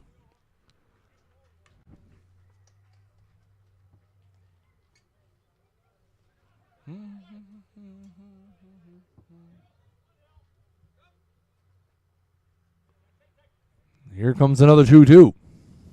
And that's fouled back. Watkin just off the tip of his glove. So that will keep the count at 2-2. 4 straight foul balls for Vautour here.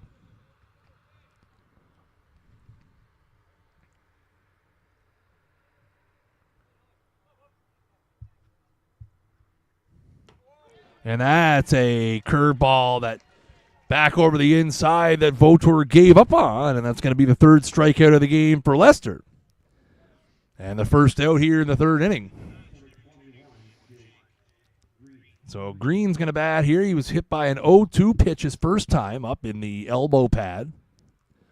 Lester got ahead of him 0-2 and then came up high and tight. Foul tip into the glove there for strike 1. So again, it'd be interesting to see how the pitchers rebound here. Decker came out and issued a walk to Cook, but able to work out of it. And there's a swing and a miss, and it's quickly 0-2 here. So a quick 2 strikes here to Jake Green. And Lester's back in here looking to put him away. And that is popped up in the infield. Molson's going to call for it and make the play. So a pop out to the second baseman, and there's 2 out here. So that'll bring up Nick St. Pierre. His first time up, he hit an infield single and an RBI. Again, a relatively routine ground ball to Charlie Molson, but a favorable hop for the Mets as it came up and hit Molson in the shoulder for an RBI single. And that's on the outside part of the plate for strike 1. Again, a very interesting batting. This is the first time I've seen St. Pierre. Very interesting batting stance. Very, very closed. And that ball is low and away. A little splitter there from Lester. Yeah, very, very closed batting stance here. And that's a backdoor sweeper there to run the count to 1-2. So Lester trying to get through the 3rd inning here unscathed. And that is a hard hit ball down the first baseline. Leg it up with it to flip to first, and he got him! Put a star next to that one as Nick Leggett makes a great diving play down the first baseline. to help the Mets go in order here in the third inning. So 2.5 innings in the books. It is your Chatham Ironmen 2, the Moncton Mets 2 on this playoff edition of O'Donoghue's Ironman Baseball Live.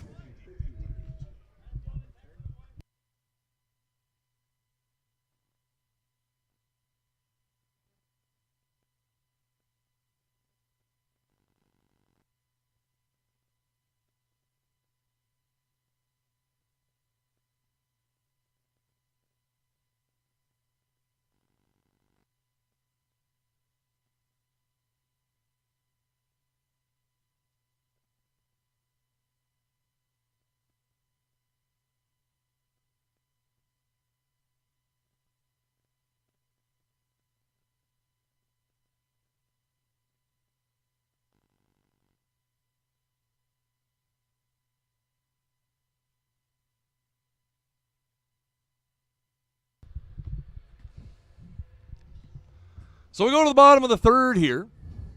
2-2 ball game. As we hit the 9 o'clock hour.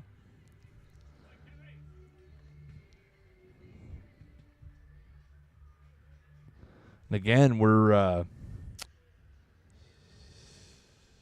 hour and a half into this one. We've only played 2.5 innings because of the power outage. Again, if you're just tuning in, folks, a 35-minute power outage.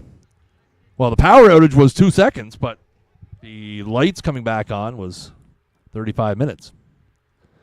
And that's going to be outside for ball one. So leading off the bottom of the third here for the Ironmen is Chris Keating. Keats flew out to right field just in front of the warning track his first time.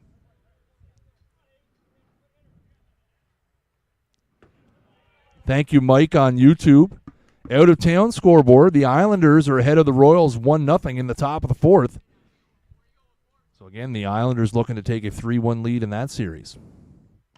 And that's outside 3-0. And again, the Ironmen looking to take a 3-1 lead in this series. And the Mets looking to even it up.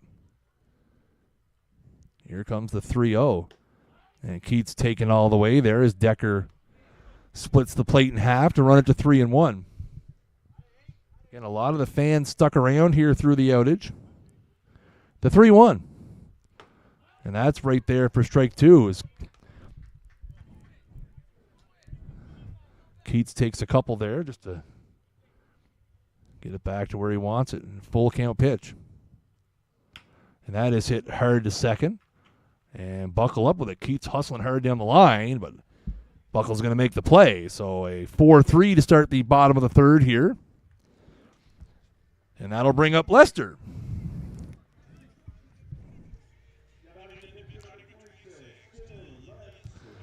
So Dylan Lester is going to bat here. He grounded out to the pitcher's first time. 1 out here in the bottom of the third inning. 2-2 ball game. Ironmen only have 1 hit so far. It was a 2-run double by Nick Leggett. That's on the outside part of the plate for strike one.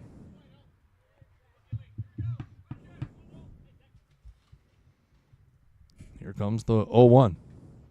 And that's on the inside part of the plate for strike two. So Decker goes outside corner, inside corner, and it's quickly 0-2 here to Lester. And that is hit into right field. That's going to be a base hit. So that one catches a little bit too much of the plate for an 0-2 pitch. Lester lines it into right field for a single, so the Ironmen are in business here in the bottom of the third.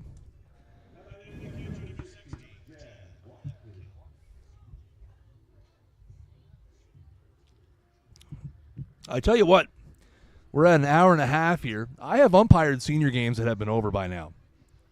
Some of you may remember an epic battle between Shane Kramer and Jason Jarvis here at Ironman Field from several years ago. That was an hour and 21 minutes. Mighty hack from Watkin there. So we're an hour and 35 minutes into this one. It's the bottom of the third. So 0-1's the count here to Watkin. Watkin walked and scored his first time.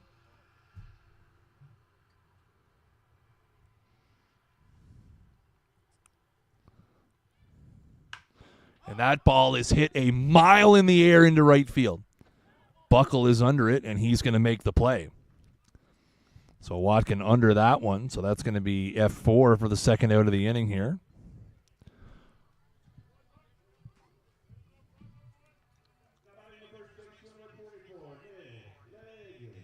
Yeah, I do remember that game, Eddie. That was I don't think I was on the call for that one, but that was the I think that was the 1-0 game where Sam pitched against Newman, I think, right? I wasn't here for that one. Leggett pops that one out of play. So Leggett has the big hit so far for the Ironmen. A 2-run double back in the bottom of the first. He hit a sinking liner to center field that eluded the diving Luke Robeson and allowed 2 runs to score. Bats here with 2 out in the bottom of the third. And that ball is popped in the air. That's going to be a long run, but Robeson able to get there and make the play. So Decker works around a single and nothing more. 3 complete innings in the books at Ironman Field. It is your Chatham Ironmen 2, the Moncton Mets 2, on this playoff edition of Ironman Baseball Live, brought to you by O'Donoghue's Irish Pub.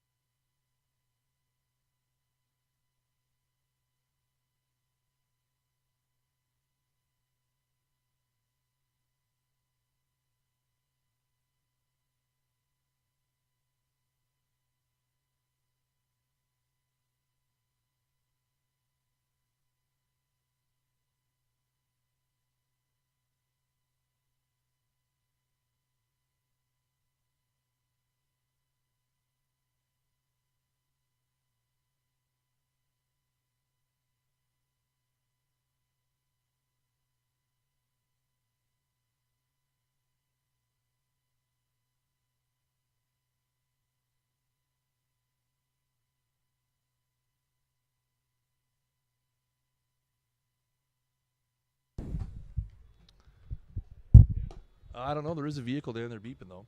So we go to the top of the fourth here. It's going to be Malone leading it off.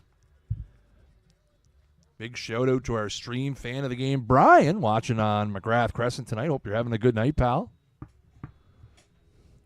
Enjoying the ball game. Hope everybody out there is having a great night. Again, all across our Facebook and YouTube platforms tonight. And, of course, live on Rogers TV all across New Brunswick. That ball is down for ball 1. There is a wonderful car alarm going off outside the ballpark here. And that is lined into left center field, and that's a base hit. So Malone improves to 1-2 in the ball game as he leads off with a single.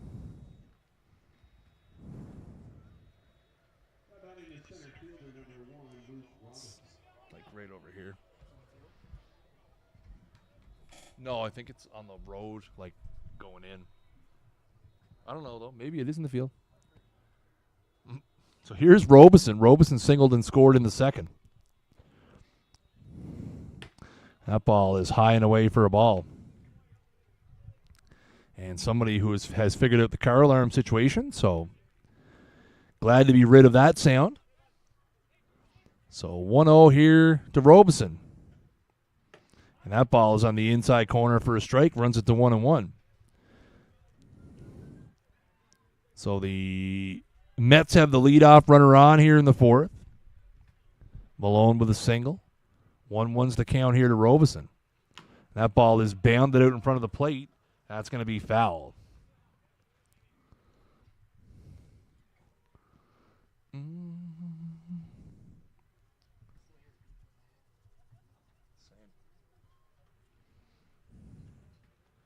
So 1 ball, 2 strikes here to Robeson.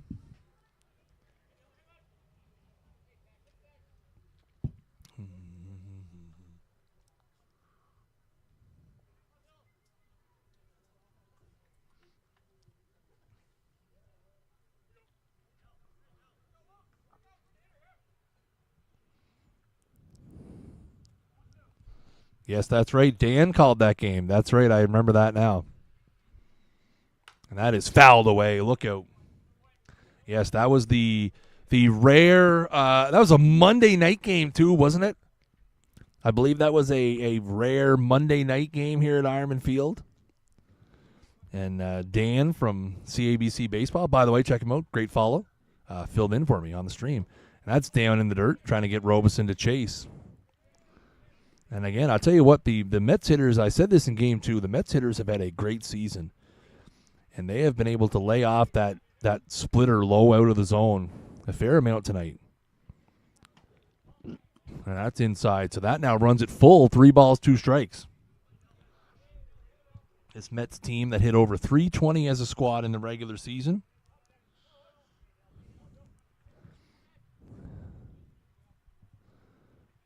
And that is popped out of play, so that'll keep the count full.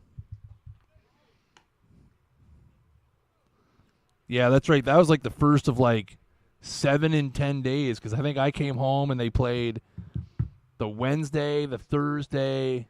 There was a doubleheader Saturday. They played Sunday.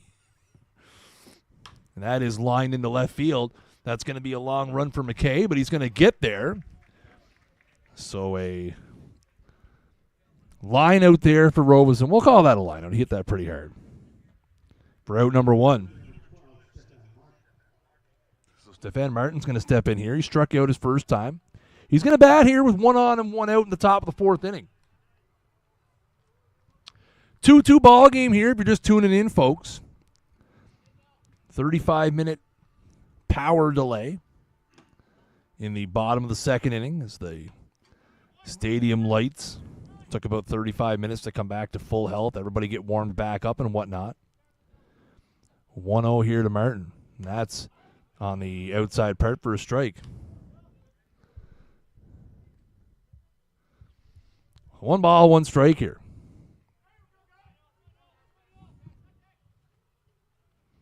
And that is popped up in the infield. Keating goes back and makes the play. So Martin pops out to the shortstop, and that's 2 out. And it'll turn it back over to the top of the order here for Justin Cormier.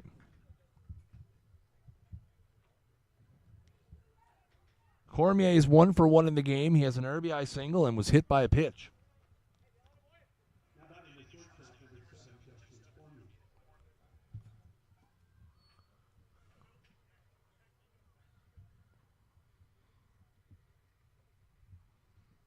And he tries to bunt this one, and that is a great bunt, and Lester bobbles it. I don't think he would have had a play anyway.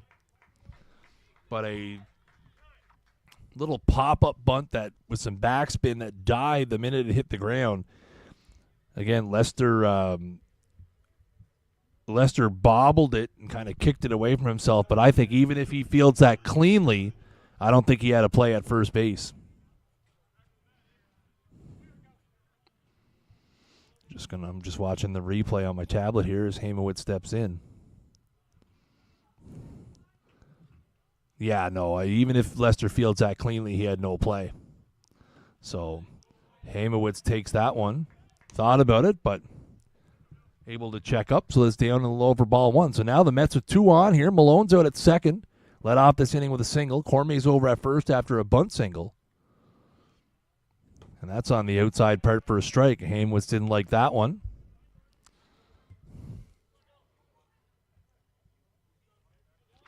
So 2 on, 2 out here for the Mets. 1-1 count. Here it comes.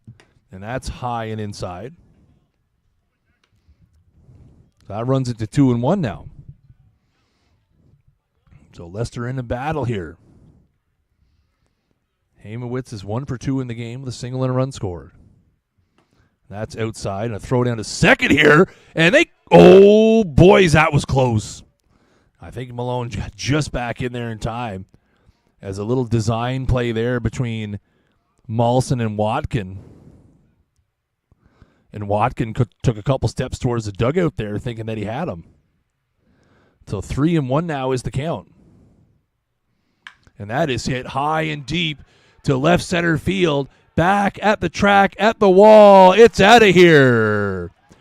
John Hamowitz with a 3-run home run and has busted this one out as now the Mets have taken a 5-2 lead. Hamowitz sitting on a 3-1 heater there and absolutely plasters that one over the Dyna contracting sign out in left center field. And the Moncton Mets have taken a 5-2 lead now.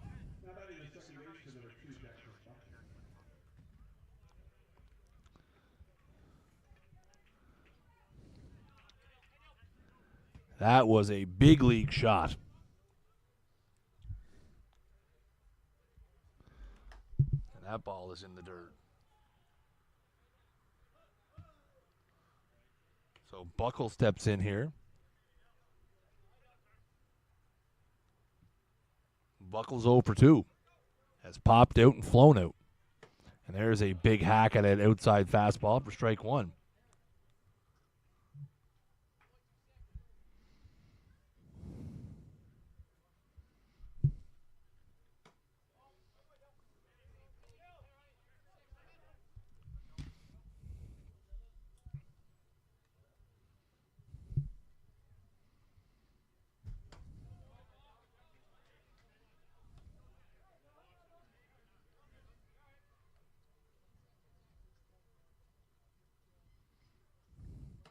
And that's ball 4.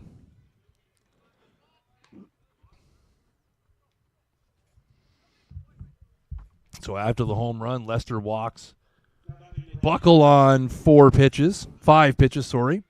And that'll bring up Luke Vautours 1 for 2 with a strikeout. So the Mets have scored 3 here in the inning on a 3-run home run by John Hamowitz.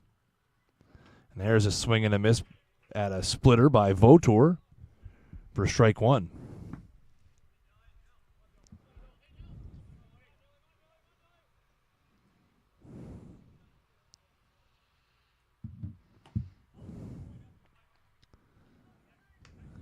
First time the Mets have had a lead since they hit the walk-off shot in Game 1. So here comes the 1-1. And that is hit high and hard to center field. Ori Cook a long way, and that's going to hit off the wall. Ori with it in, and there's going to be maybe a play at the plate here. No, the throw's up the line. So an RBI double. And I'll tell you what, Lester not fooling any of these Mets hitters right now as that ball was hit a ton. A double off the wall, and it is 6-2.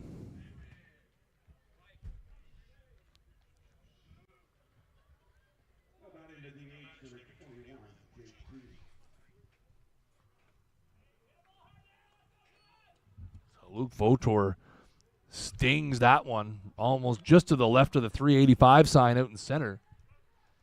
And just like that, we're going to start getting some action in the bullpen here for the Ironmen as Garrick Hale taking a run down the line. Jake Green now fouls that one back.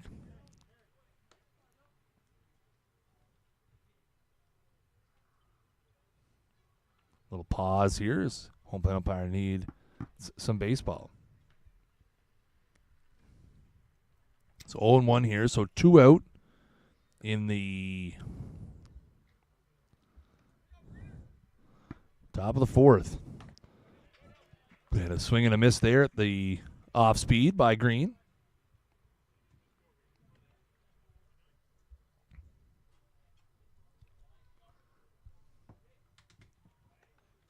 And a swing and a miss, strike 3. But the damage done here as the Mets put up a 4 spot here in the top of the 4th. As John Hamowitz hits a 3-run shot and Luke Vautour with a RBI double.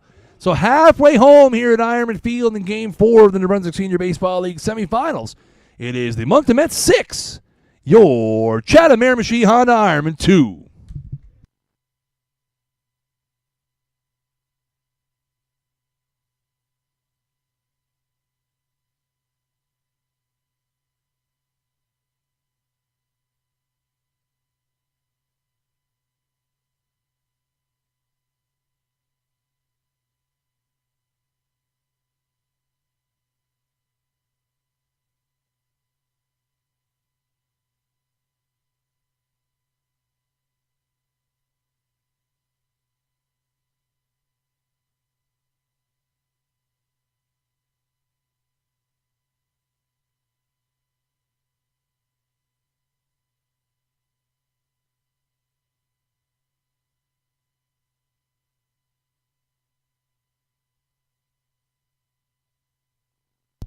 So we go to the bottom of the fourth, and if you've watched any of the Ironman streams this year, you know to never count this team out. But I'll tell you what, Jackson Decker has looked sharp again after throwing a complete game 2-run performance in game 1. He has rebounded nicely from giving up 2 runs. So the Ironmans have their backs against the wall here as we go to the bottom of the fourth. They're down 6-2, and it's going to be Charlie Mawson to lead it off. Mawson grounded out to second, his first time to end the first inning. Again, the Ironman going to have to be patient and pick away. We have seen this story before, but folks, the Ironman down in the middle of a ball game. And that's a backdoor curveball in there for a strike.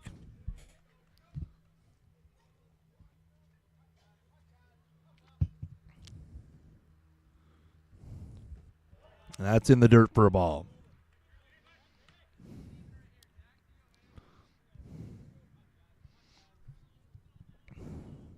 Here comes the 2-1. And that ball is hit hard to second. Buckle up with it, and he makes the play for out number 1. Second ground out to second for Mawson in the ballgame. So Logan Walsh is going to pinch hit here. Again, Walsh entered the game as a defensive replacement after the power outage. And he takes that one, curveball, for strike 1. So again, Tyler McKay started at third, flew out to center field back in the second, and Logan Walsh getting his first at bat of the game here. And he bounds that one out in front of the plate. Again, Walsh not able to be here for the start of the game. Again, he's away for school. So benefit of the power outage was he was able to get here in time to take over in the third inning. See what he can do at the plate here. It's 0-2. That's high and away for a ball.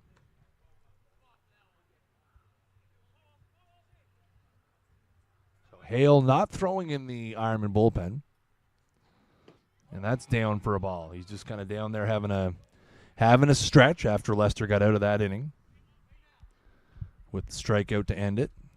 2-2 is the count here to Walsh. And that's away, but Walsh waves at it on a pitch well out of the strike zone for out number 2. So that'll bring up Hebert. Hebert flew out to center his first time. And he bats here with 2 out and nobody on the bottom of the fourth. And that is hit right back to the pitcher. And an easy flip to first, and that'll send the Ironmen quickly into the night as they go 3 up, 3 down. So 4 complete innings in the books here. It is the Mets 6 and the Ironmen 2.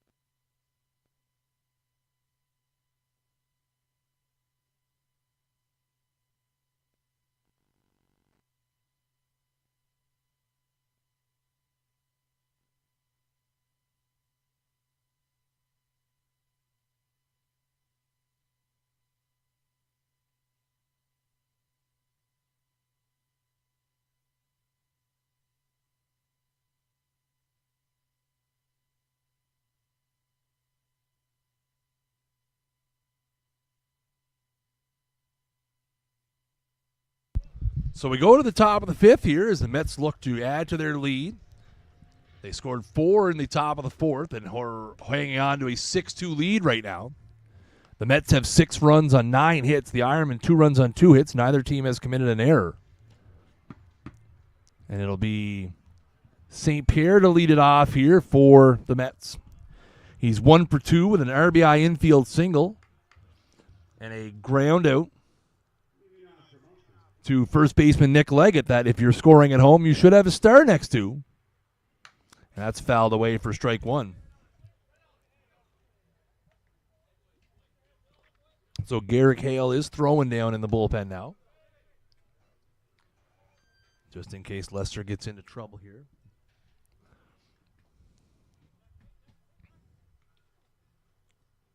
And that is a base hit into right field.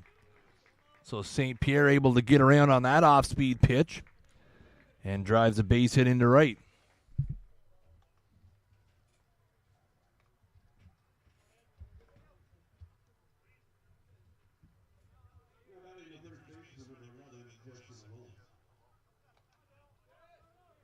So Malone's going to step in here. Malone is 1 for 2 with a single and a run scored. Mets have the leadoff man on here again. And that is a mighty hack by Malone for strike one. 4 out of 5 innings, the Mets have had the leadoff man on. Not a good recipe if you're Dylan Lester. And there's a whiff at a pitch up and out of the zone by Malone. So Lester up quickly here 0-2. Again, the Ironmen will still have 9 outs to work with. So have to limit the damage here. And that is popped out of play.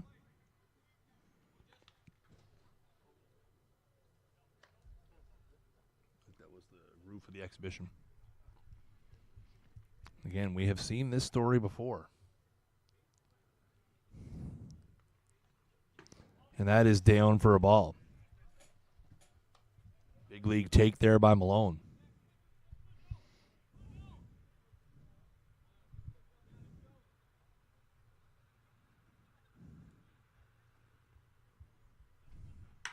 And that is hit hard to right field. And over Tyrell Hebert's head. So not a great read for him there. Again, Hebert didn't really backtrack on that one. It ends up going over his head. And that'll be a double for Malone. And it's second and third here with nobody out in the top of the fifth.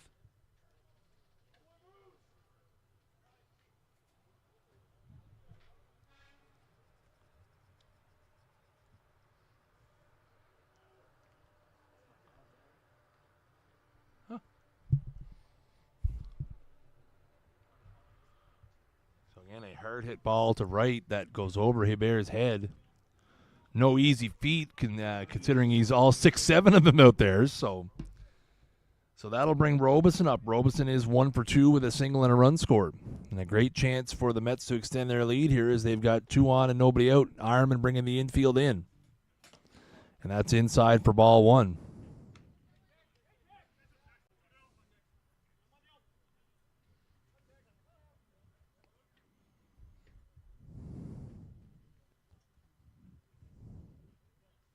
That's a backdoor curveball in there for a strike. So again, Ironman looking to cut down the run at the plate here,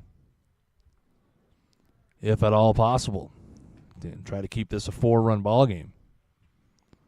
And that is hit into right field, and that is going to be a base hit. Malone didn't get a good jump from first, so he'll just move, or from second, so he will move up to first. So an RBI single for Robeson, and it is 7-2. And that looks like it's going to bring Kevin Bowes out of the dugout here, and that might be it here for Dylan Lester.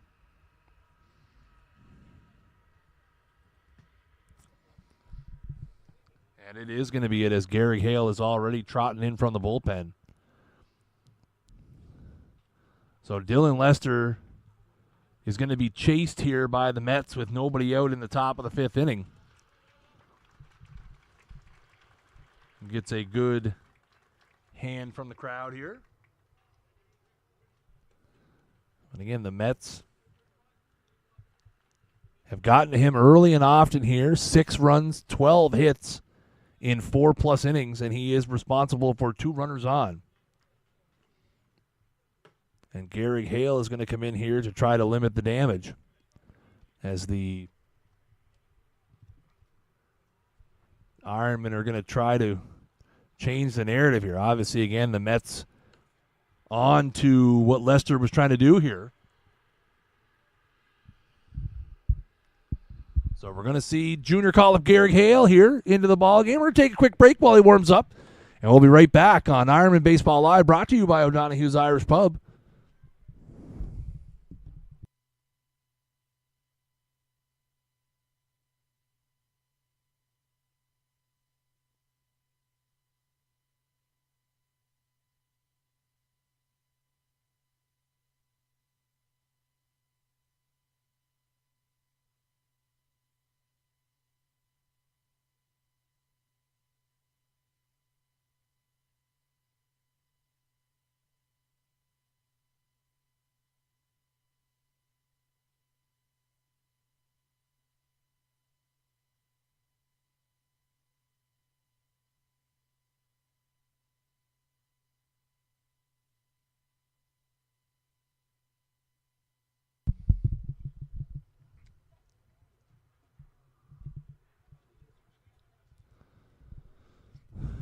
So Hale finishes his warm-ups here. So let's reset the scene here. It is the top of the 5th inning.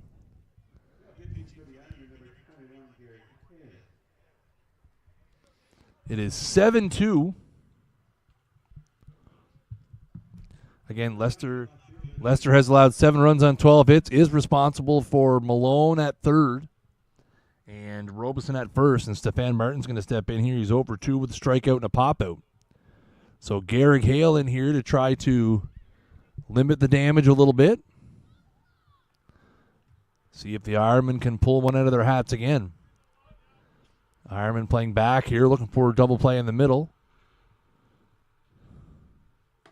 And that is high for ball 1.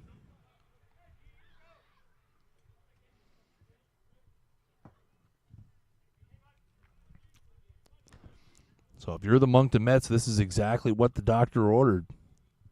Getting to the league MVP early and often here tonight. And that's on the outside corner for a strike. And I think, again, a good decision to pull him there. The Mets all over him here tonight.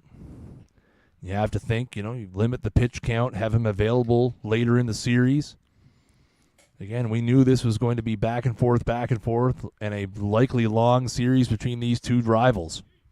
So the 1-1 pitch here to Martin, and that's in the dirt. Watkin with a nice block there.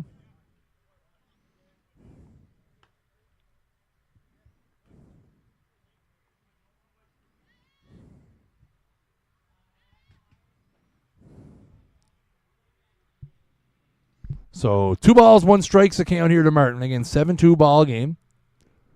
Mets in the lead.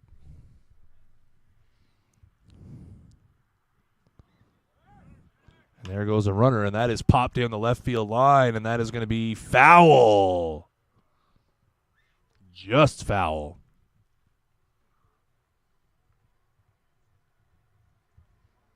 That one was no more than maybe a foot foul.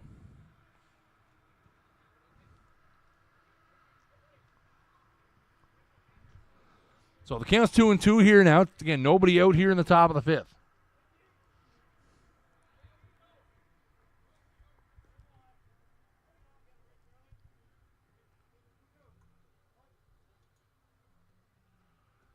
So Hale's got the one he wants here, and he comes set. And that ball in the dirt. And the runner on a delayed steal. So Robeson takes second on a delayed steal there.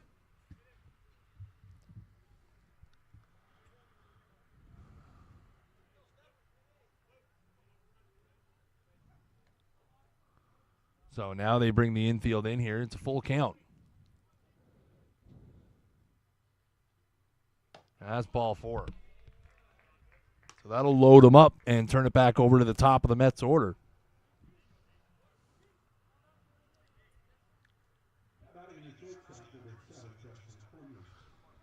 So Cormier comes to bat for the 4th time here in the ball game. He is 2 for 2 with a couple of singles, a run scored, an RBI, and was hit by a pitch as well.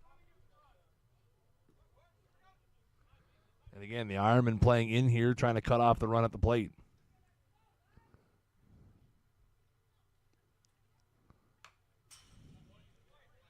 Cormier fouls that one back. Hale gets ahead here 0-1.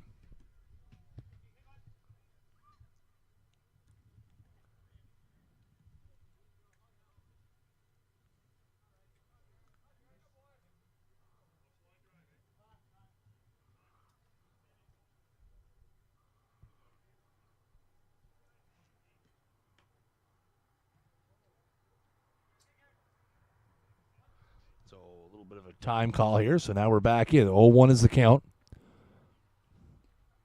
And that's a curveball that stays a bit high. So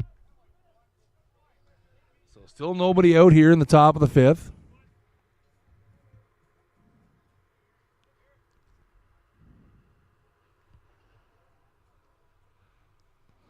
And that curveball misses high and away, and then runs the count to 2-1.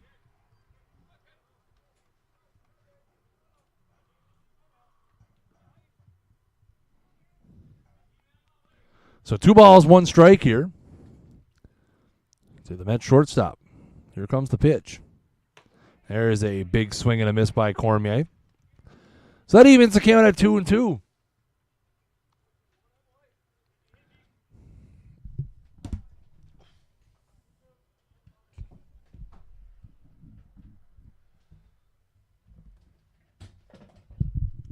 Here comes the 2-2.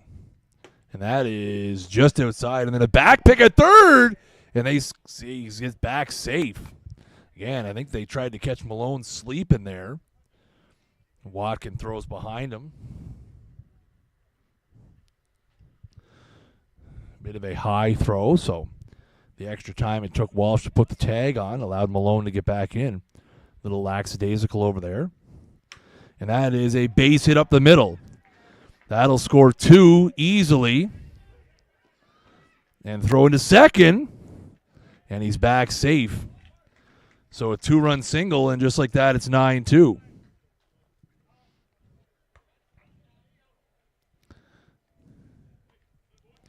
That'll be Cormier's third hit of the ball game. And things are starting to unravel here for the Ironmen, as there's still nobody out here in the inning. And it's 9-2 Mets.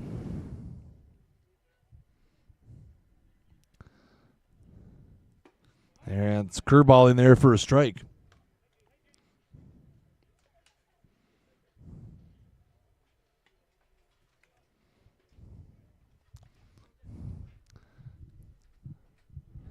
Hamowitz had a 3-run home run last inning. That ball's in the dirt. And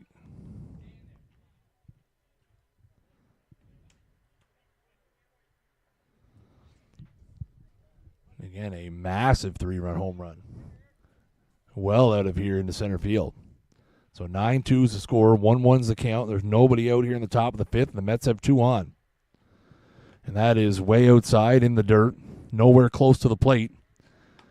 And it's a ball. 2-1 is the count.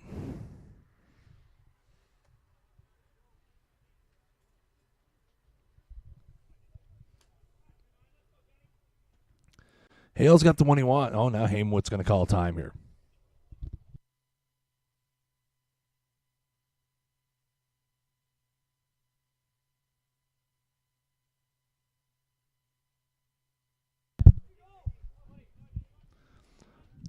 So the count is 2-1 here. We're back in. And that's inside. Hamowitz spins out of the way of that one. So 3-1 now.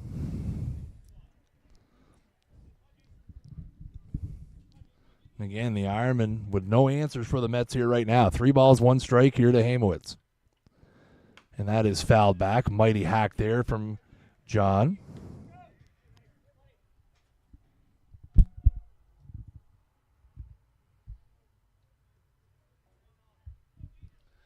So that runs it full. So full count here.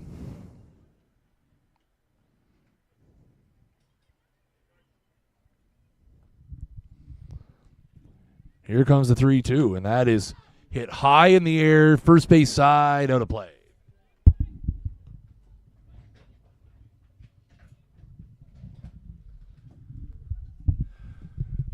So the count remains full here. Again, 9-2 Mets. Nobody out here top of the 5th. Mets have a couple on. Heart of the order up here with Hamowitz and then Buckle and Botor to follow. Time is called. That one's called by the catcher.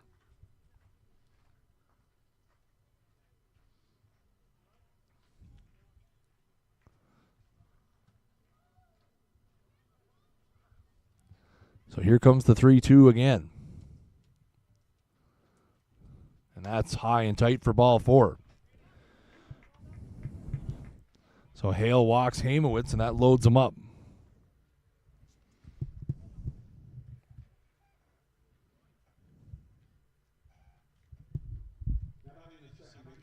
Hamowitz heads down to first after he removes his paraphernalia. So that'll bring Buckle to the dish here. Buckle's 0 for 2 with a walk and a run scored and a pop out and a fly out. He bats here with the nobody out and the bases loaded. And that's right down Main Street for strike 1.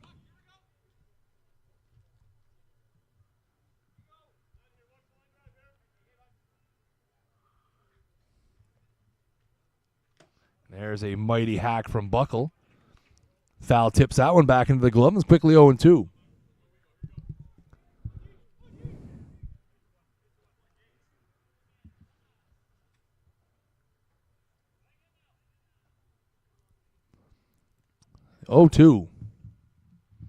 That's in the dirt.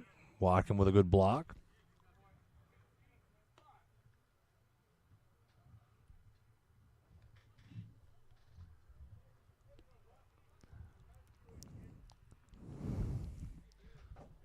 So 1 ball, 2 strikes is the count here. Hale looking to record a strikeout here. And that is lined into right field. That's going to be a base hit, and that is going to skip into the gap. Hebert able to cut it off. But that will be a 2-run single, and it is 11-2. As Cormier and Martin come around to score. Hamowitz all the way around to third on the play. So first hit of the ball game for Buckle.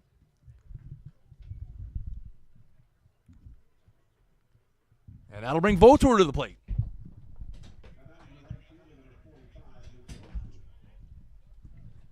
Still nobody out here in the inning. Rylan Matchett going down to the bullpen now to warm up for the Ironmen. And that is inside for ball 1. As Luke Vautour steps in here. Vautour, 2 for 3 in the ball game. Double a single and RBI. Nobody out, runners at the corners. Here comes the 1-0. That's a curveball in there for a strike. The Mets, again, looking to even this series at 2-2, have jumped out to an 11-2 lead here. Scored 9 runs in the last 2 innings. There's a curveball. Vautour swings through for strike 2.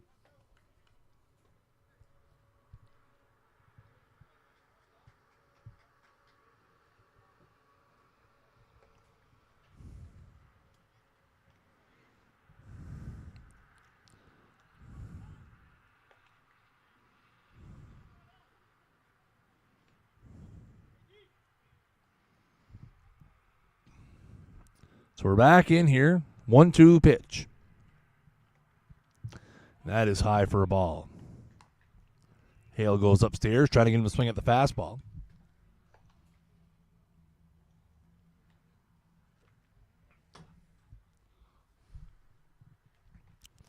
Two. Runner going. And that is not going to be received nicely.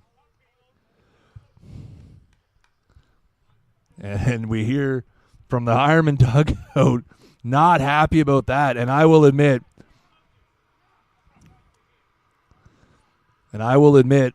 that is not a good look, stealing second base up 9 runs. And that is likely going to lead to some unpleasantness on the field here, I would say. Just a thought. So 3 balls and 2 strikes.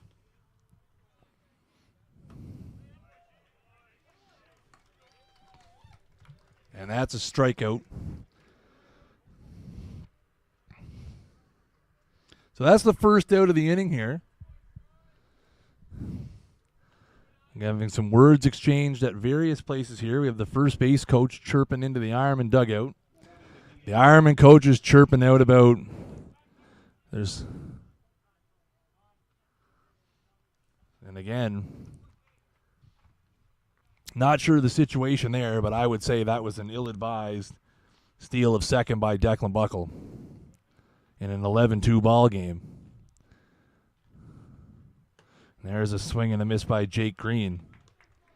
I have to say, Luke Vautour, probably based on some of the words that were being exchanged,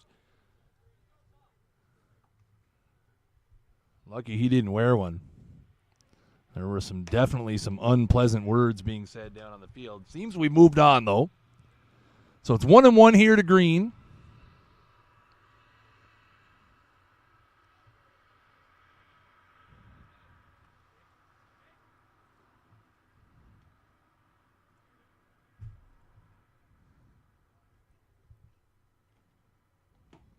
And that's a curveball in there for strike 2.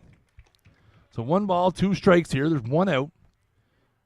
Mets have runners at second and third. Ironmen have the infield in here. I guess because the runner at third would represent 10-run lead, so trying to keep it to single digits here.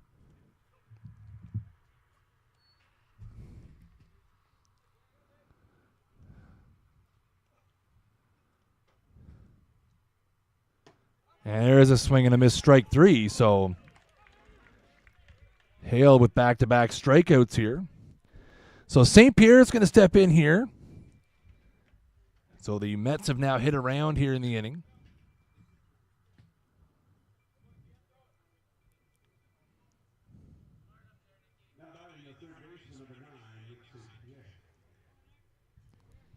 And now a little bit of an intriguing moment here as Hale and St. Pierre, my understanding is they are roommates at university. So here we go. Something to talk about in the dorm tomorrow. And that's a curveball down and in.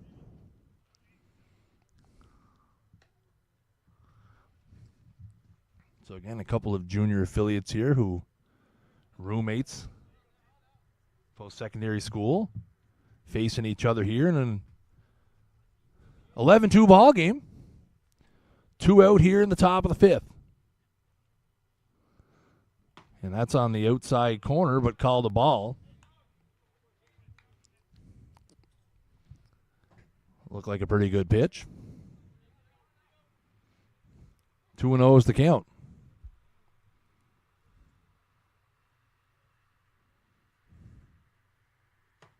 And that's in the exact same place, but this time it's called a strike. So 2 balls, 1 strike here, 2 out, top of the fifth. Mets still have runners at second and third. Still a threatening situation here. St. Pierre's got a couple of hits, an RBI, and a run scored. 2 for 4. And that is popped out of play. Keep the inning going. Has been a long night here at Ironman Field. Again, a 35-minute delay due to a power outage. Had to wait for the lights to come back on. The Mets have put up 9 here in the last 2 innings, 4 in the fourth, 5 in the fifth, and are still threatening, up 11-2. That's a curveball that misses away. So that runs the count full now, 3 balls, 2 strikes.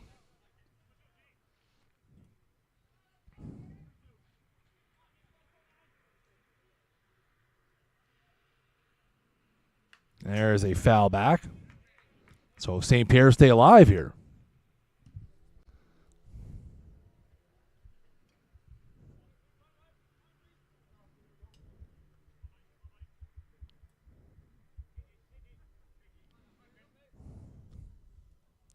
Full count, 2 out here.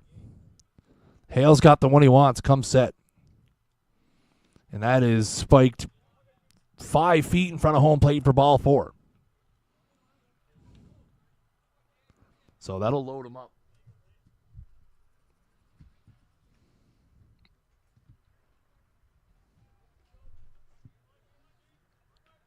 So that'll bring Malone to the plate, the 11th batter of the inning. Malone is 2 for 3. Double and a single, couple of runs scored. And that's on the outside part of the plate for a strike. Malone doubled earlier in this inning. 0-1 here, 2 out, top of the fifth. 11-2 Mets. And I think if you're the Mets, you'd love to grab another 1 or 2 here and try to wrap this one up early.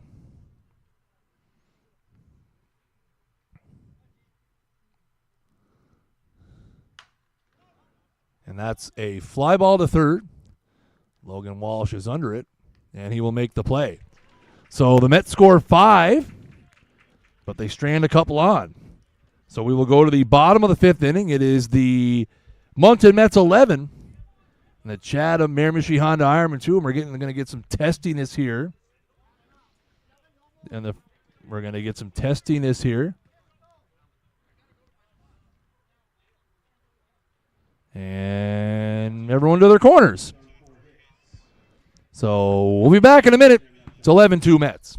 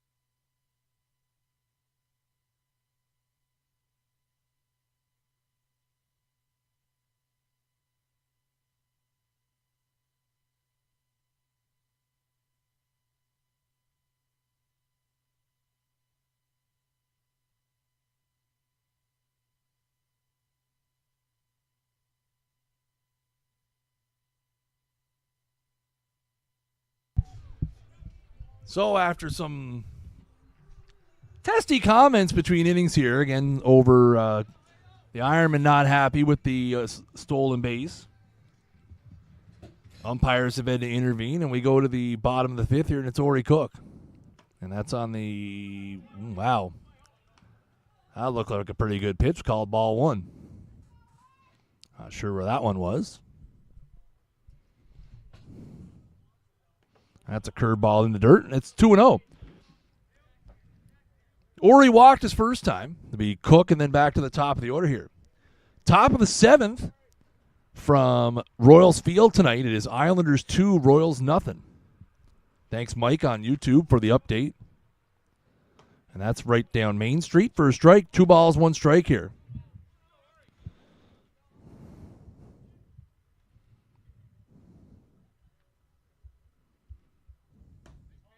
And that's a ball.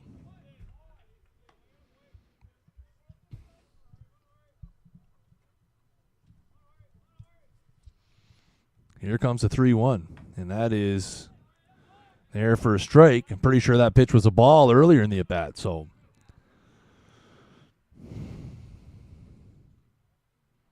Here comes the 3-2, and that is hit hard to second. And Buckle boots it. So again, not very difficult play as that one kind of, we've seen some odd bounces out there, and he kind of got in between hops there, and that is going to be an error. Again, a hard hit ball. Buckle goes to his left, and it kind of short hopped him, and I think it kind of jumped up a bit. So, official scorer has given him an error. So E4, first error of the ball game for either team, and we turn it back over to the top of the order here for Mike McKay. And that's going to be a beanball. So now we have seen McKay do that several times, and you'll notice on the stream, he steps up into the very front corner of the batter's box. Again, McKay, no stranger to being hit by a pitch, but we've seen this a couple times in this series where he steps right up into the front corner of that box, not afraid to wear one, and Decker drills him in the leg. So now there's 2 on and nobody out here.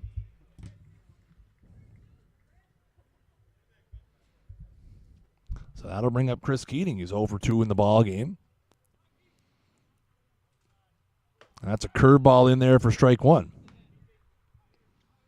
So the Ironmen trying to get something going here. They got a long way to go here. 9 outs to do it as they're down 11-2.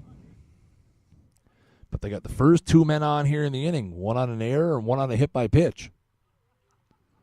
And that ball is popped out of play by Keating. Quickly 0-2.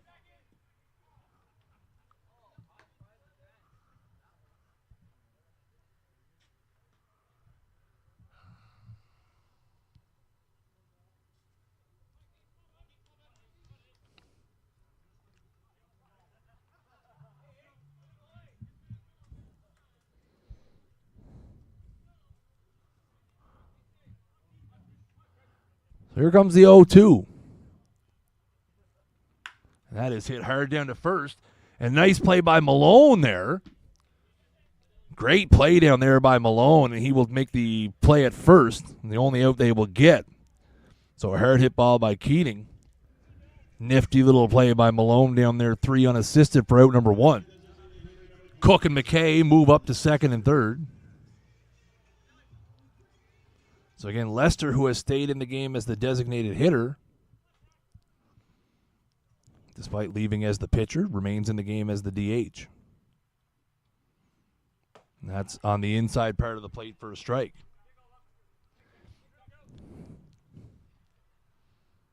So runners at second and third here with 1 out.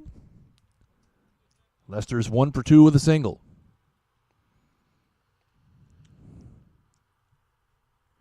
That's a curveball in there for strike 2. Again, Decker has looked impressive, getting ahead of Ironman hitters here. Very often, 0-1, 0-2. He has had some command problems to a few of them, but that has been the rarity. And that's in the dirt. Not a bad 0-2 pitch there. Trying to get Lester to chase something.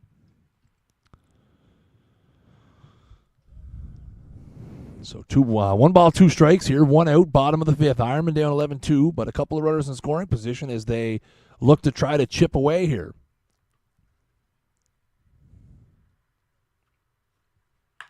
And that ball is hit high and deep to left field. That is going to be off the wall. And that's going to score 2 as Lester will have to retreat to first. So a 2-run single off the wall, and it's 11-4.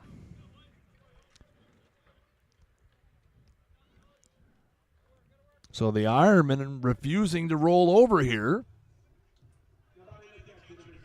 as Lester drives one off the wall. So a 2-run single. It's 11-4. Still just 1 out here in the inning.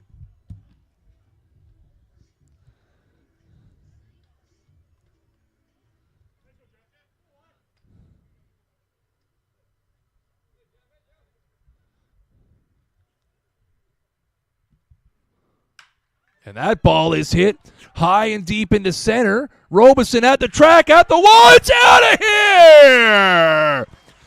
Jeff Watkin with a 2-run home run, and it's 11-6. We have seen quite a few balls hit out that way tonight that have seemingly died in center field, and Watkin, that one just kept going. So the pitch after Lester hits a 2-run single, Watkin with a 2-run home run, and it's 11-6.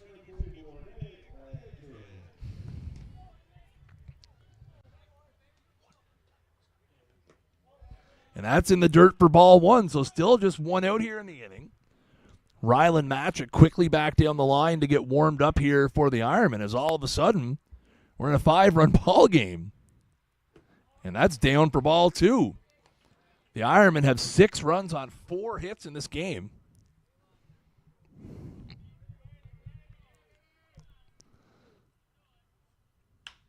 And that ball is hit high in the air to right field. That's going to be a long run. And he's going to be foul. Votor unable to make the catch. And the ball lands in foul territory. So just a long strike.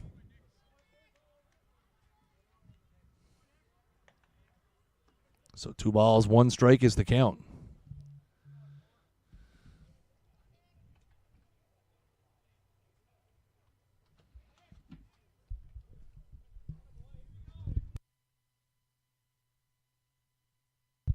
So 2-1 is the count here.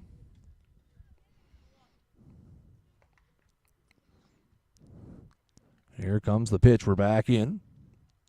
And that's on the outside part of the plate for a strike. 2-2.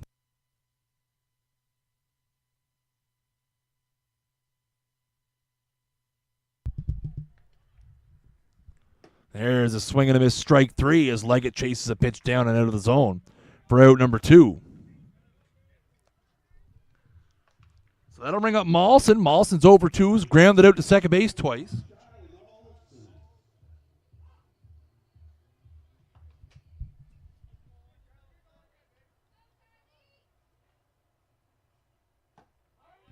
And that's in there for strike 1. So again, the Ironmen have scored 4 here in the inning. And Mawson bats with 2 out. And that ball is hit high into left center. That is tailing away from Robeson, but he will make the play. So the Ironmen score 4 in the inning, a 2-run single by Dylan Lester, followed by a 2-run home run by Jeff Watkin. 5 innings in the books here. And it is the Moncton Mets 11 and the Chatham Ironmen 6.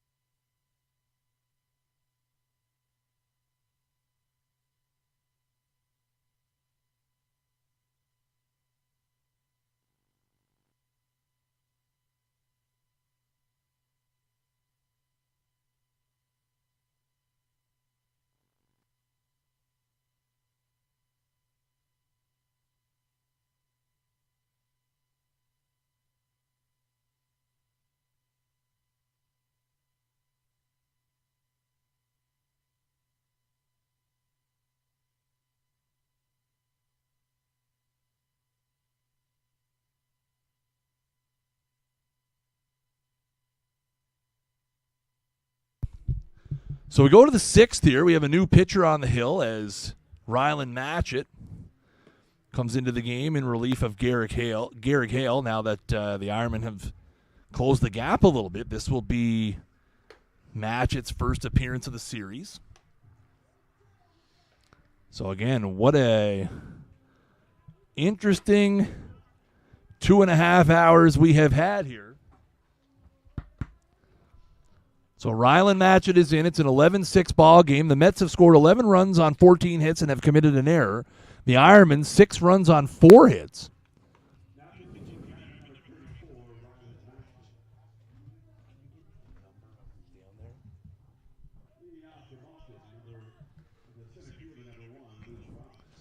So here's Robeson to lead it off.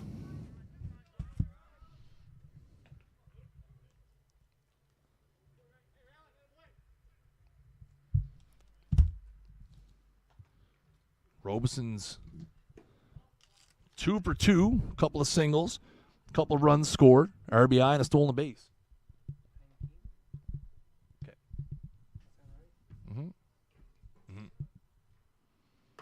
And that's outside for ball 2.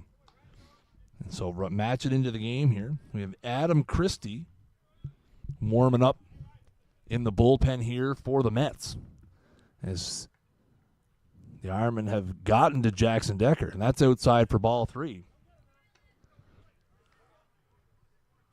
So Matchett has come in here and has quickly fallen behind Robeson 3-0. That's there for strike 1. So again, Ironman might be without Zach Goss tonight. He did throw 3 2/3 innings in relief on Monday. And that's ball 4. So Matchett walks the leadoff man. Again, just trying to think of other bullpen options here for the Ironmen. And again, the bullpen for the Mets in no better shape. But I will say a very interesting development is Sam Lund has started having a catch down there. And that's down for ball 1. That one looked pretty handy. Again, we have not seen any sign of Sam Lund as of yet in this series. His health has been a mystery. Did not see a whole lot of him in the regular season. But he is down the line having he's wearing a sweater, having a light toss. But again, it's the playoffs here. And far from over in this ball game, as we are only in the top of the 6th. And Rylan Matchett having a hard time finding the strike zone here as he has fallen behind Martin here 3-0. Martin is 0 for 2 in the game. Walked and scored a run his last time. And with the top of the order looming, Matchett needs to find it here and find it fast.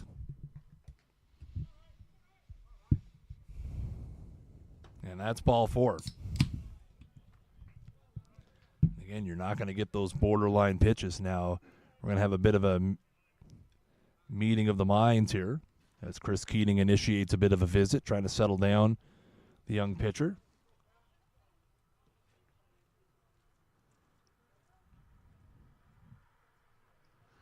This has been an evening, folks. Has been a late night. It's 10:06. It's only the 6th inning. We had a half-hour power outage delay. There has been a lot happening. Are we still live in Fredericton? Yes, we are. And Matchett after the visit, first pitch to Justin Cormier's a strike. Cormier's had a heck of a ball game here. 3 for 3 with 3 singles, 3 RBIs, 2 runs scored, has been hit by a pitch, filling up the score sheet tonight for the Mets. And that's down for a ball. A nice pitch by Matchett, but a nice take by Cormier. I know the Islanders were up 2-0 on the Royals in the 7th, but I do see that game. That was a score from 15 minutes ago, so I do see the stream is still going. We'll try to get you an update there, and that's fouled back. It's 1-2.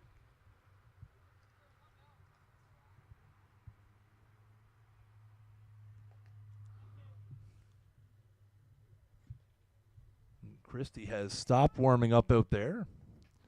So again, the Mets trying to figure out how to get the last. That's high and away from Matchett.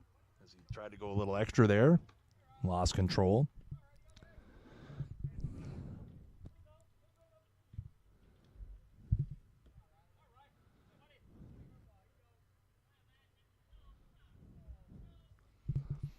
Two-two's the count. And that's inside for ball 3.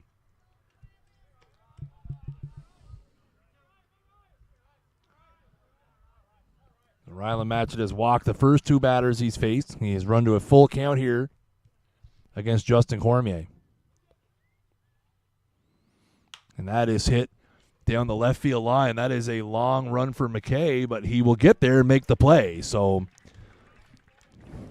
fly out to left field, and that is the first out here of the 6th inning.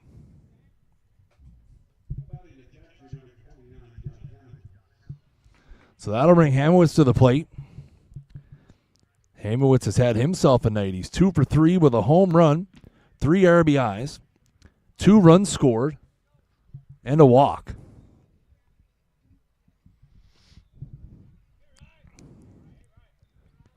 He bats here with 1 out and 2 on here in the 6th. And that's in there for strike 1, a nice curveball by Matchett. So Matchett settling down here a little bit after a rough first couple of batters. Again, 11-6 ball game here for the Mets. And that's a curveball fouled away. And it's 0-2.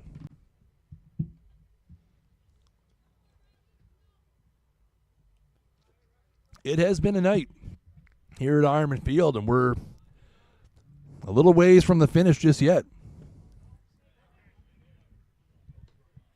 Okay, still.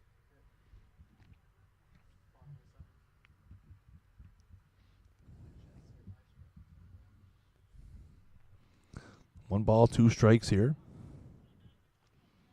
There's a curveball, and Hamowitz gets a piece of it and fouls it away.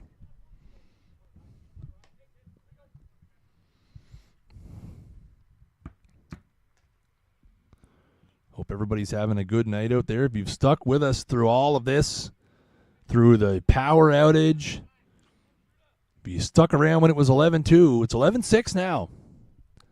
Still a little ways to go here. Mets threatening here, though, with a couple on. Here comes the 1-2, and that is off the end of the bat. That might be a broken bat, and Cook will make the play. Hamowitz might have lost a bat there, as that one sounded like it was off the end of the bat. Broken bat, F8. So 2 out now. So after walking the first 2, Rylan Matchett has bounced back here.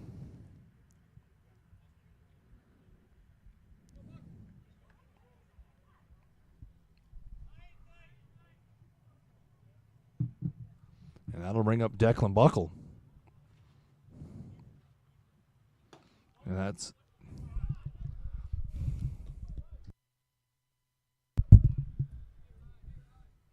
that one's called inside for ball 1. Buckle's 1 for 3 with a walk, a single, 2 RBIs, run scored, and he pops that one out of play.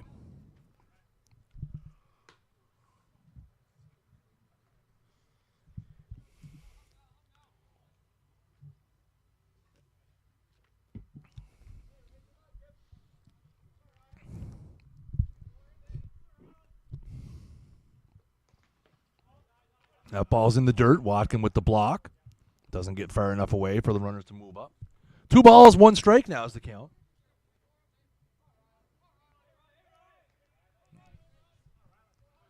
Two balls, 1 strike here, 2 out, top of the 6th. Matchett, after walking the first 2, has induced back-to-back flyouts.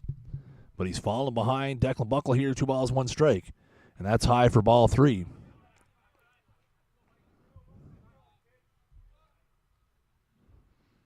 So 3-1 is the count now.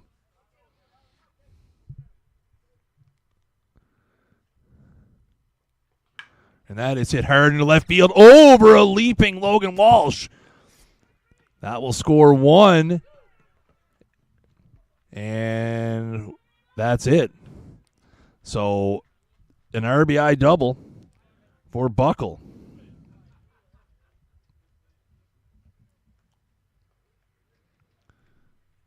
So that'll be his third RBI of the game. Robeson comes around to score. Martin will move up to third, so it'll be second and third now for Votor here with 2 out. Votor 2 for 4, double and a single, an RBI, and a couple of strikeouts.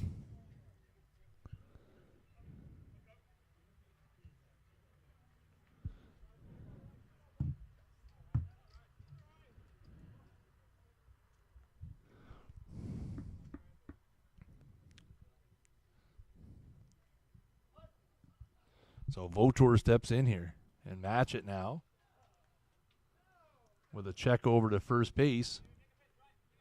I think they're trying to see if maybe he missed first base here. First base umpire Jamie Moore says, no, nothing happening there. So match it in here now. 12-6 now, Mets. And that's on the outside part of the plate for strike one.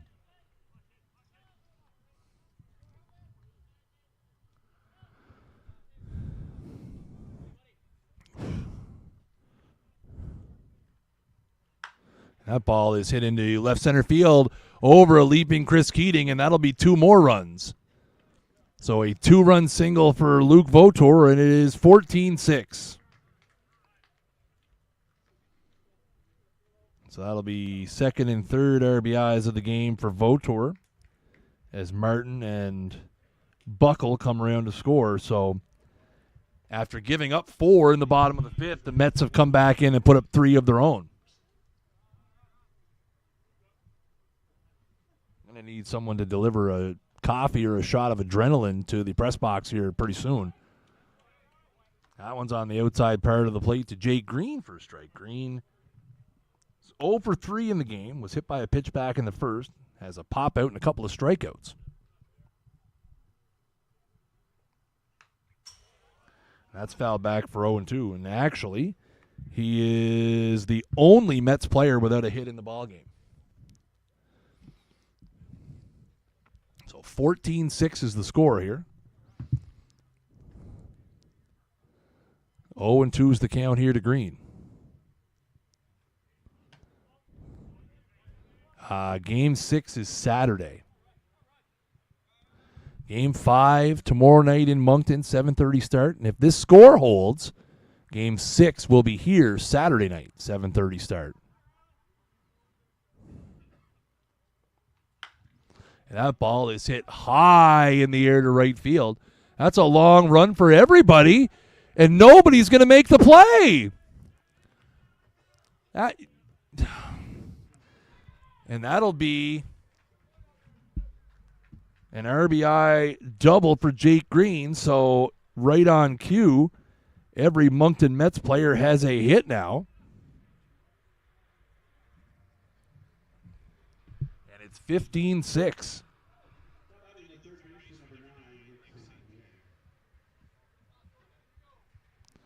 That ball was hit high in the air, and neither Ori Cook nor Tyrell Hebert could get there. So St. Pierre now bats. That is a backdoor curveball in there for strike one. St. Pierre's had himself a ball game. He's 2 for 3. The run scored an RBI. And that's right there for strike two.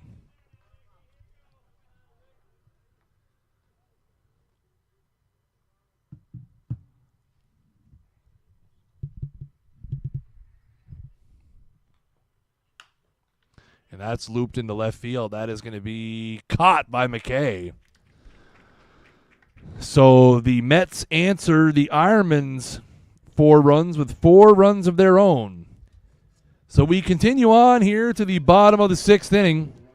It is the Moncton Mets 15, your Chatham Ironmen Ironmen 6. We have a final score from Game 4 in Fredericton. The PEI Islanders have taken a 3-1 series lead with a 2-0 shutout against the Royals.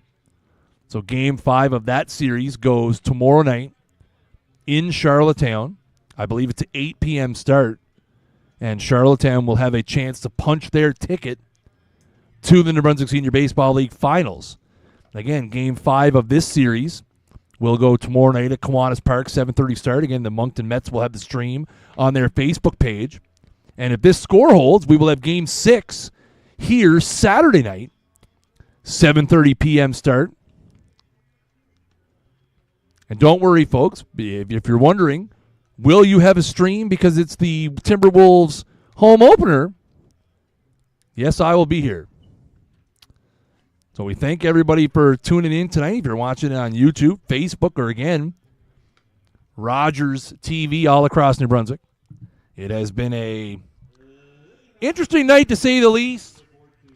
21 runs on the board, 21 hits, an error, a 35-minute power outage delay. And here's Logan Walsh. Logan Walsh entered the game as a pinch hitter or a defensive replacement in the third. Struck out in the fourth in his only plate appearance. And that's a curveball in there for strike one.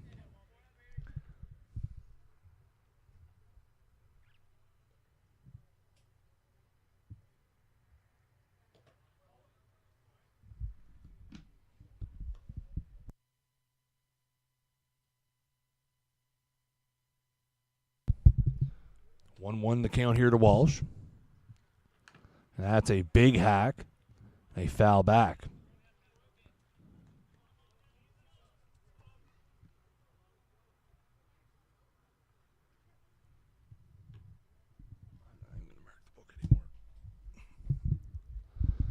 So the count is 1 ball, 2 strikes here. Bottom of the 6th inning. The Ironmen trying to harness that energy they had in the bottom of the 5th. And Walsh fouls that one back. Look out right into your living room.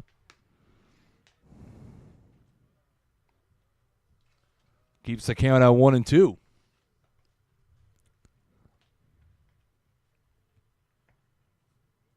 And that's just off the outside part of the plate for a ball. Heymanwitz was ready to whip that one down to third, and I was ready to call him out on strike 3. Darren Scott seen it otherwise behind the plate.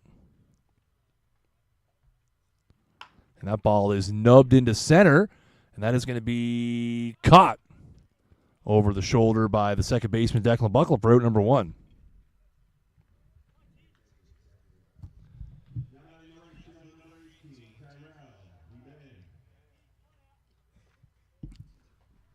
So that'll bring Tyrell Hebert to the plate here. 0 for 2 in the ballgame with a fly out and a ground out. And takes that one down for ball 1. See if the big man could get something going here for the Ironmen. That's on the outside part of the plate for strike 1.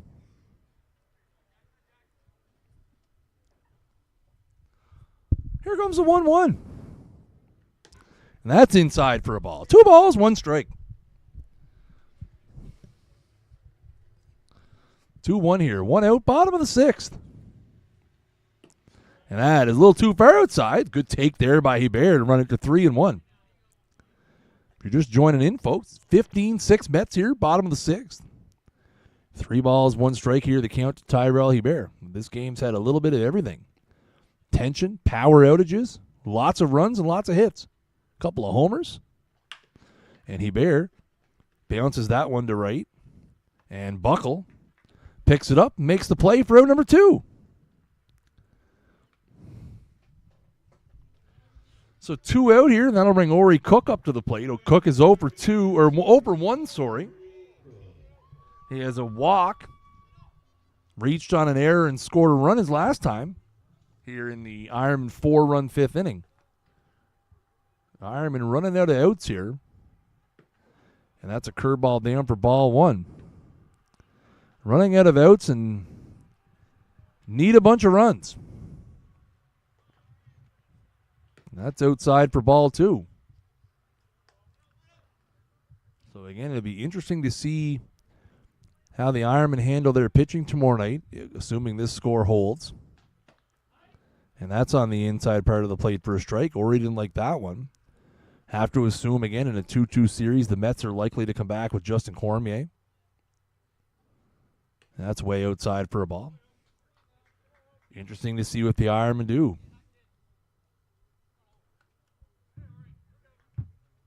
A lot of intricate moving parts here as this series moves along. And that's ball 4. Second walk of the game for Ori, and that'll turn it over to the top of the order. Mike McKay's 0 for 1 in the game, has walked, been hit by a pitch, scored 2 runs, and we'll see if he does his front of the box routine here. And yes, he will. As he's willing to, again, he did this last time and wore one in the leg. You see him way up in the front corner of the box there. And takes that one on the outside part for a strike. And we've seen him do that a few times. And now he'll move back to his regular place in the box. So 0-1 here, 2 out, bottom of the 6th. And that's hit back up the middle, and that'll be a base hit. So a couple of 2-out base runners here as Mike with a single up the middle, his first hit of the game. It's only the 5th hit for the Ironmen. Ironmen have scored 6 runs on 5 hits.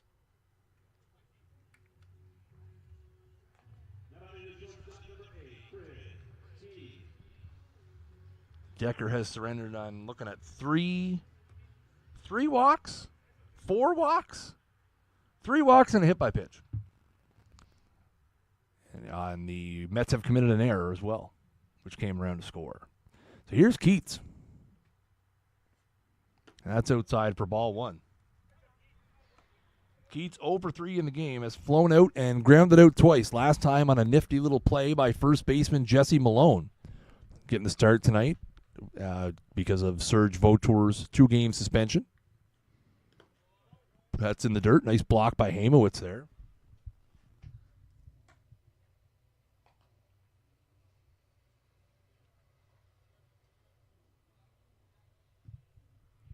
Still some action down in the Mets bullpen just in case.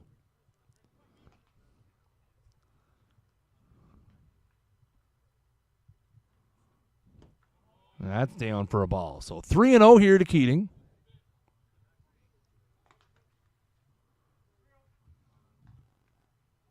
Lester would be next, 2 for 3 in the game. See if Decker grooves one here to Keating.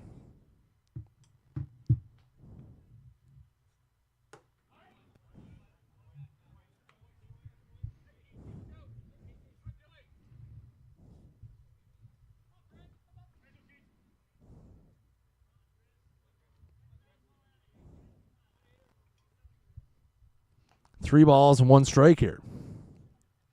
And there's ball 4. So that'll load it up now for the designated hitter, Dylan Lester. And we're going to get a visit here. Again, Decker has thrown a significant amount of pitches. I don't have the exact amount, but feels like a lot. And again, if you're the Mets, you have to consider there are 3 more games potentially in this series. Decker gave you a great effort in game 1 and has battled very hard here tonight.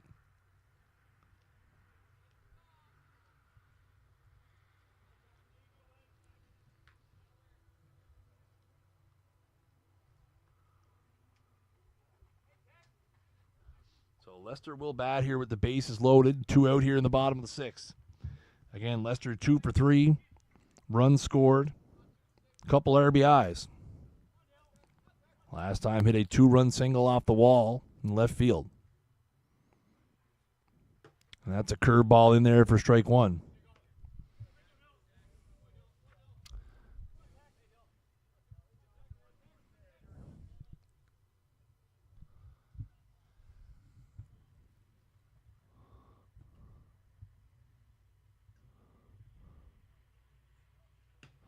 That's low and away for a ball.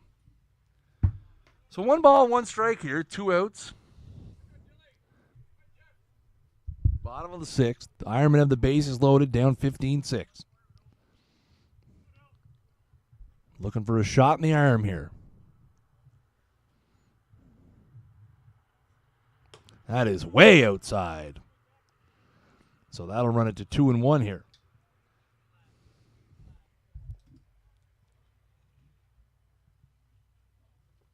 And again, Decker has been a little bit wilder in this inning than he has been at any other point. Again, possibly showing some signs of fatigue.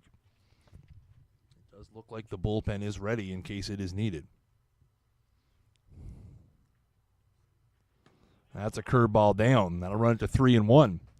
If the inning were to continue, Jeff Watkin would be next. Watkin with a 2-run home run to center field his last time.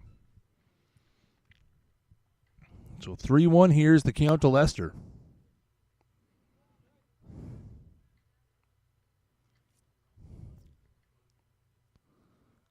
And that's in the dirt for ball 4.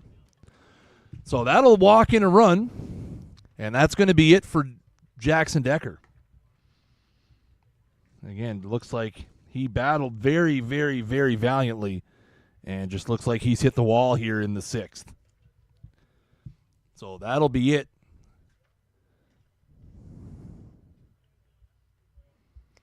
And we're going to go to the bullpen here, and it's going to be Adam Christie.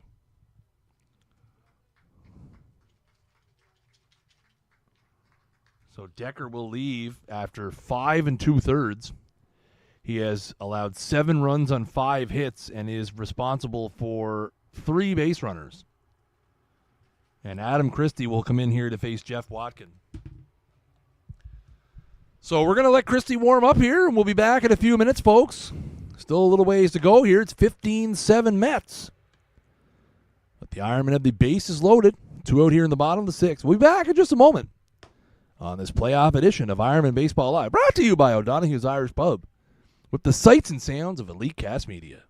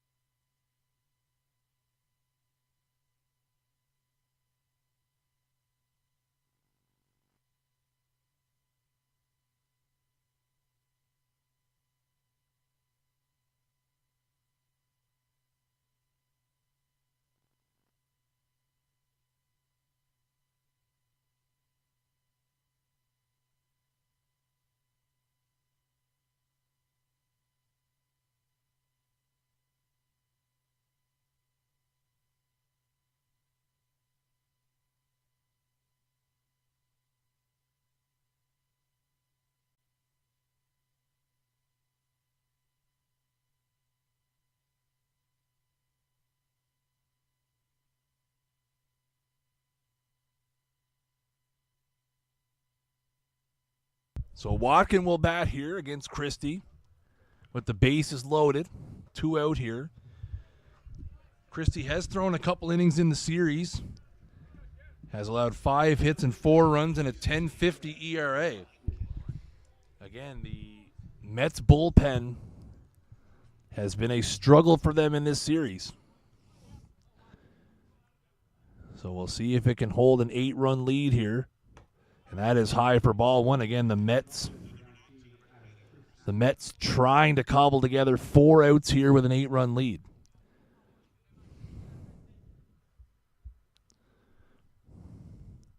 Here comes the 1-0. And that is inside for ball 2. So again, Mike McKay at third, Chris Keating at second, Dylan Lester at first.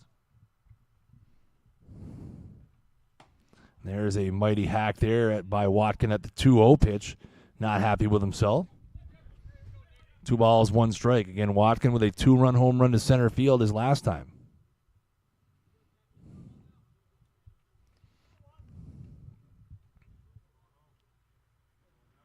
And that is low and away for ball 3.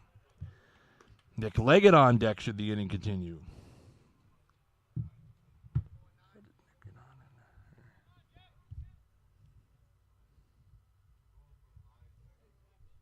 So 3 balls, 1 strike here. 2 out, bottom of the 6th. And that is down for ball 4. So Christie walks the first batter he faces, and it is 15-8.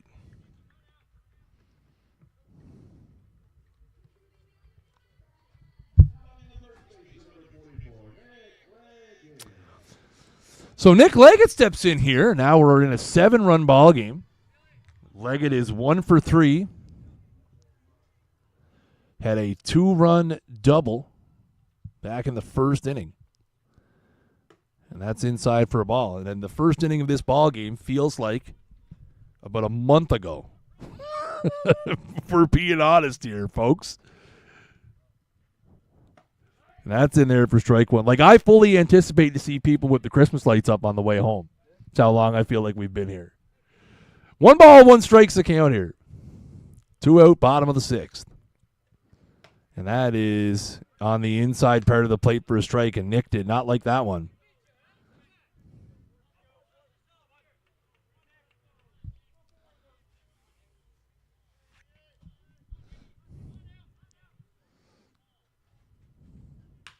And that is lined back to the pitcher's mound, and Christie makes a nice little play there. Look what I found to end the inning. So the Ironmen get a couple, but they strand the bases loaded. So we continue on to the 7th inning here. It is the Moncton Mets 15, your Chatham Ironmen 8 on this playoff edition of Ironman Baseball Live, brought to you by O'Donoghue's Irish Pub.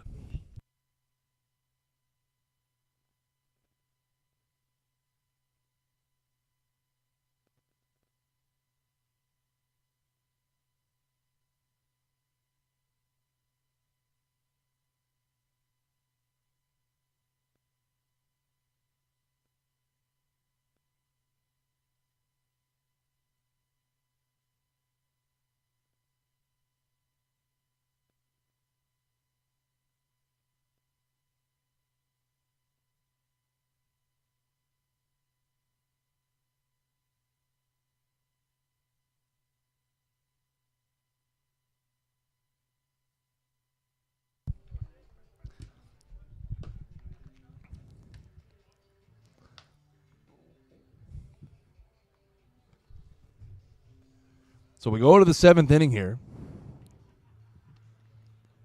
15-8 Mets. Rylan Matchett back out for his 2nd inning of work here.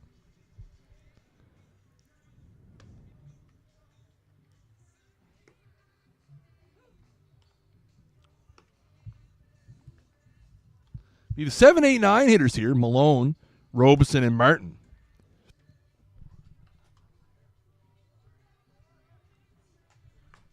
If you're still with us out there, folks, give yourself a pat on the back, as we are over 3 hours into this one.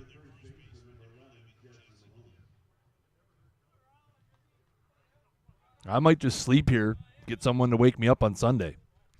So Malone steps in. Malone swings at the first pitch because he's a nice guy and grounds out to second. More of that. Thank you, Jesse. Having a good game, though. He'll go back to the dugout 2 for 5 with a couple of runs scored. Here's Robeson now. Robeson is 2 for 3 with a couple of singles, 3 runs scored. Still hanging in there, that's right. Not sure if I'll be able to talk tomorrow, but we'll see.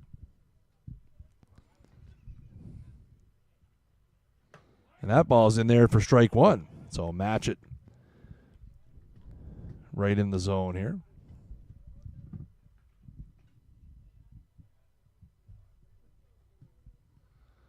And that's on the outside corner. A little cutter there for strike 2.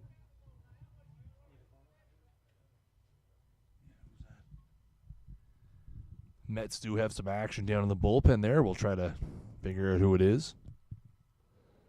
That's in the dirt. Little waste pitch there, 0-2. The guys operating the scoreboard in their haste to get out of here just put it as a strikeout. 1 ball, 2 strikes here. And that's a swing and a miss for strike 3. So an appeal down to third base. And not even going to throw it around here. What? Thank you so much.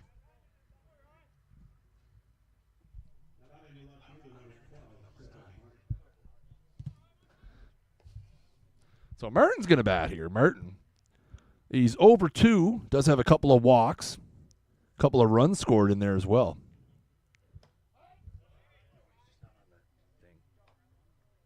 That's in there for strike 1. I'm sure there is a number 9. Yep. Yep.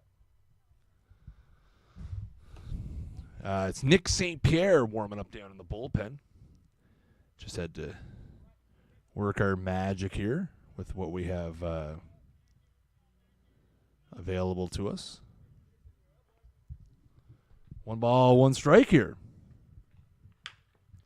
That ball is hit down to Nick Leggett. He's going to scoop it up, go to first, and make the play. So a quick inning of work for Rylan Matchett. So we go to the bottom of the 7th inning. Last kick at the can for the Ironmen, as they will try to overcome a 15-8 deficit here in the bottom of the 7th. Will they do that? Find out here in just a moment. So bottom of the 7th incoming here on Ironman Baseball Live, brought to you by O'Donoghue's Irish Pub.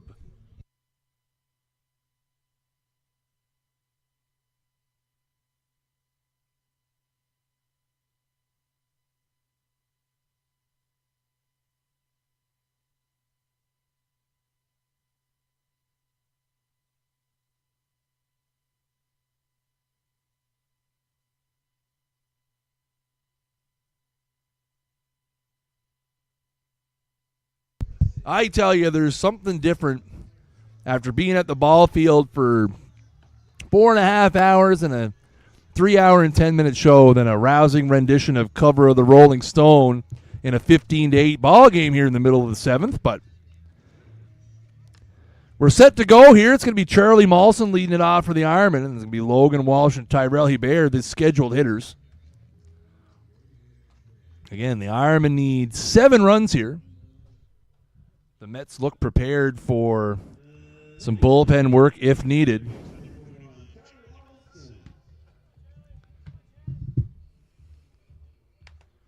Charlie 0 for 3 in the ball game here, has grounded out twice and flown out.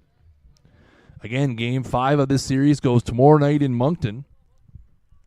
Which, if this continues on much longer, I guess we'll be saying tonight in Moncton. But tomorrow night in Moncton, 7:30. Again, the stream will be over on the Moncton Mets Facebook page. And that's outside for ball 2. Adam Christie out here for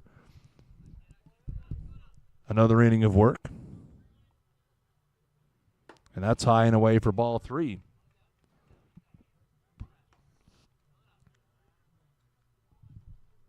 So quickly 3-0 here to Molson. And that's on the outside part for a strike. 3-1.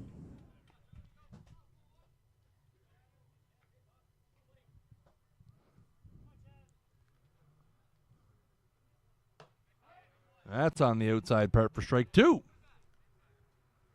So full count here to Molson to lead out the bottom of the 7th. Ironmen have 8 runs on 5 hits. That's ball 4.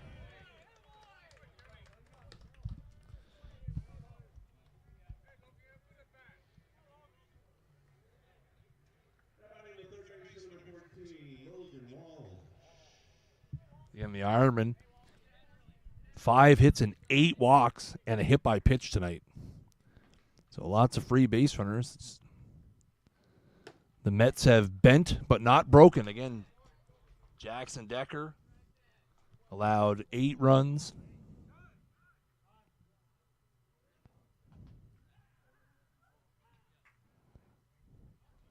And a quick time call there just to remind Christie to throw from the stretch, even though it is a 7-run ball game. And that's inside for a ball, so 1-1. Not sure why they're holding them on here, down 7 runs, but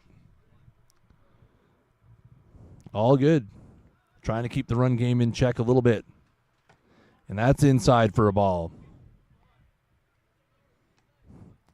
2 balls, 1 strike here to Logan Walsh.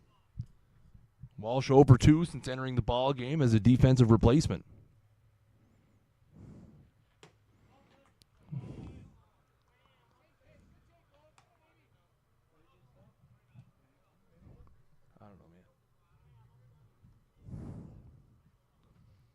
Here comes the 3-1 now to Logan Walsh. And that's right there for a strike. A little bit of an adjustment. A little more of the plate caught there. So full count here, runner over at first. And that ball is hit high and deep to left field. At the track, at the wall, off the top of the wall. Moncton on his way to third, and he is going to be in there safely. And I think he rolled onto that baseball. Oh, I think it got him in the knee. Oh, and Charlie looks like he might be a little worse for wear over there. So, again, that ball banged off the wall, and it looked like there was going to be a play at third. And I'm not sure if that ball hit Moncton in the knee or if he tweaked his knee sliding into third. And we're going to get a visit from the trainer, Bearcat McCormick, here. I mean, we've had everything else tonight, folks, so why not a Bearcat sighting? We're a digger cam away from a full card here, folks. So that is a double for Logan Walsh, and the first two are on here, but the more immediate concern here is the health of Charlie Moncton. Looks like he's going to stay in the game here. So again, if you're playing Ironman Bingo at home and you have Bearcat appearance on your card, congratulations. So Charlie going to try to walk it off here. And he's going to stay in the game. So Bearcat will retreat to the dugout. So Tyrell Hebert is going to step in here. Tyrell is 0 for 3 with a couple of groundouts and a flyout. Ironman with the first two men on here in the bottom of the seventh, second and third. And that is high for a ball. Again, a long way for the Ironmen to go here. They need 7 runs. But a good start here with a walk and a double from Logan Walsh. And that's high and tight to Hebert for ball 2.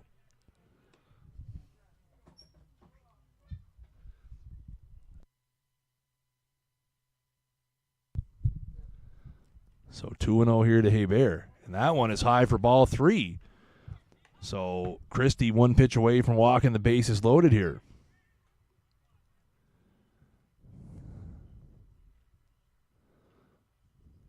And that's on the inside part of the plate for a strike. 3 balls, 1 strike here. I've lost count. That ball is hit hard to third, and they will go to first. So that'll be 5-3, but Hebert does pick up the RBI. Normally that would be a good trade, but again in the game, down by a bunch. Not ideal, but that moves the game to 15-9, and that brings up Ori Cook. Ori's 0 for 1. He has walked twice, reached on an error, scored a couple of runs.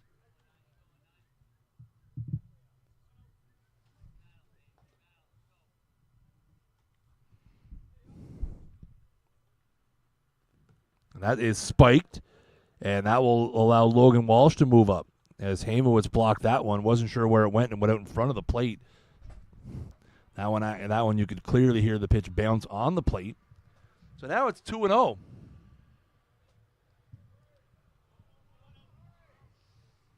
So top of the order looming for the Ironman here.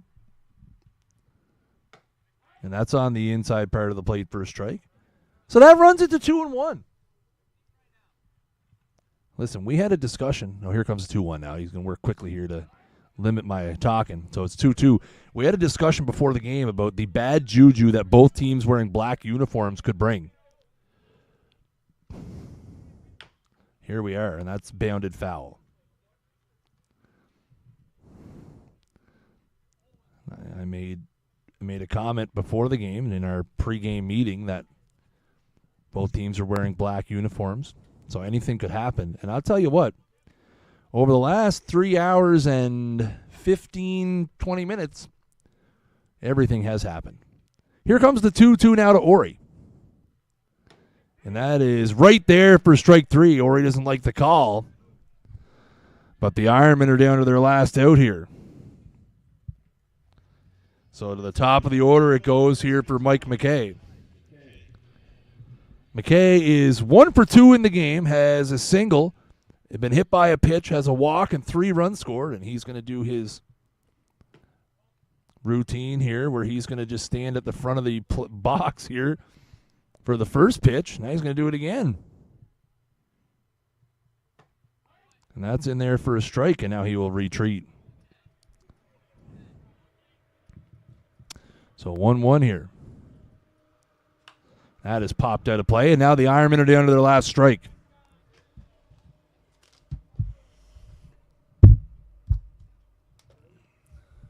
So 1-2 here with 2 out. And that is hit high in the air to the right side. Buckle under it. That should be and will be the ball game.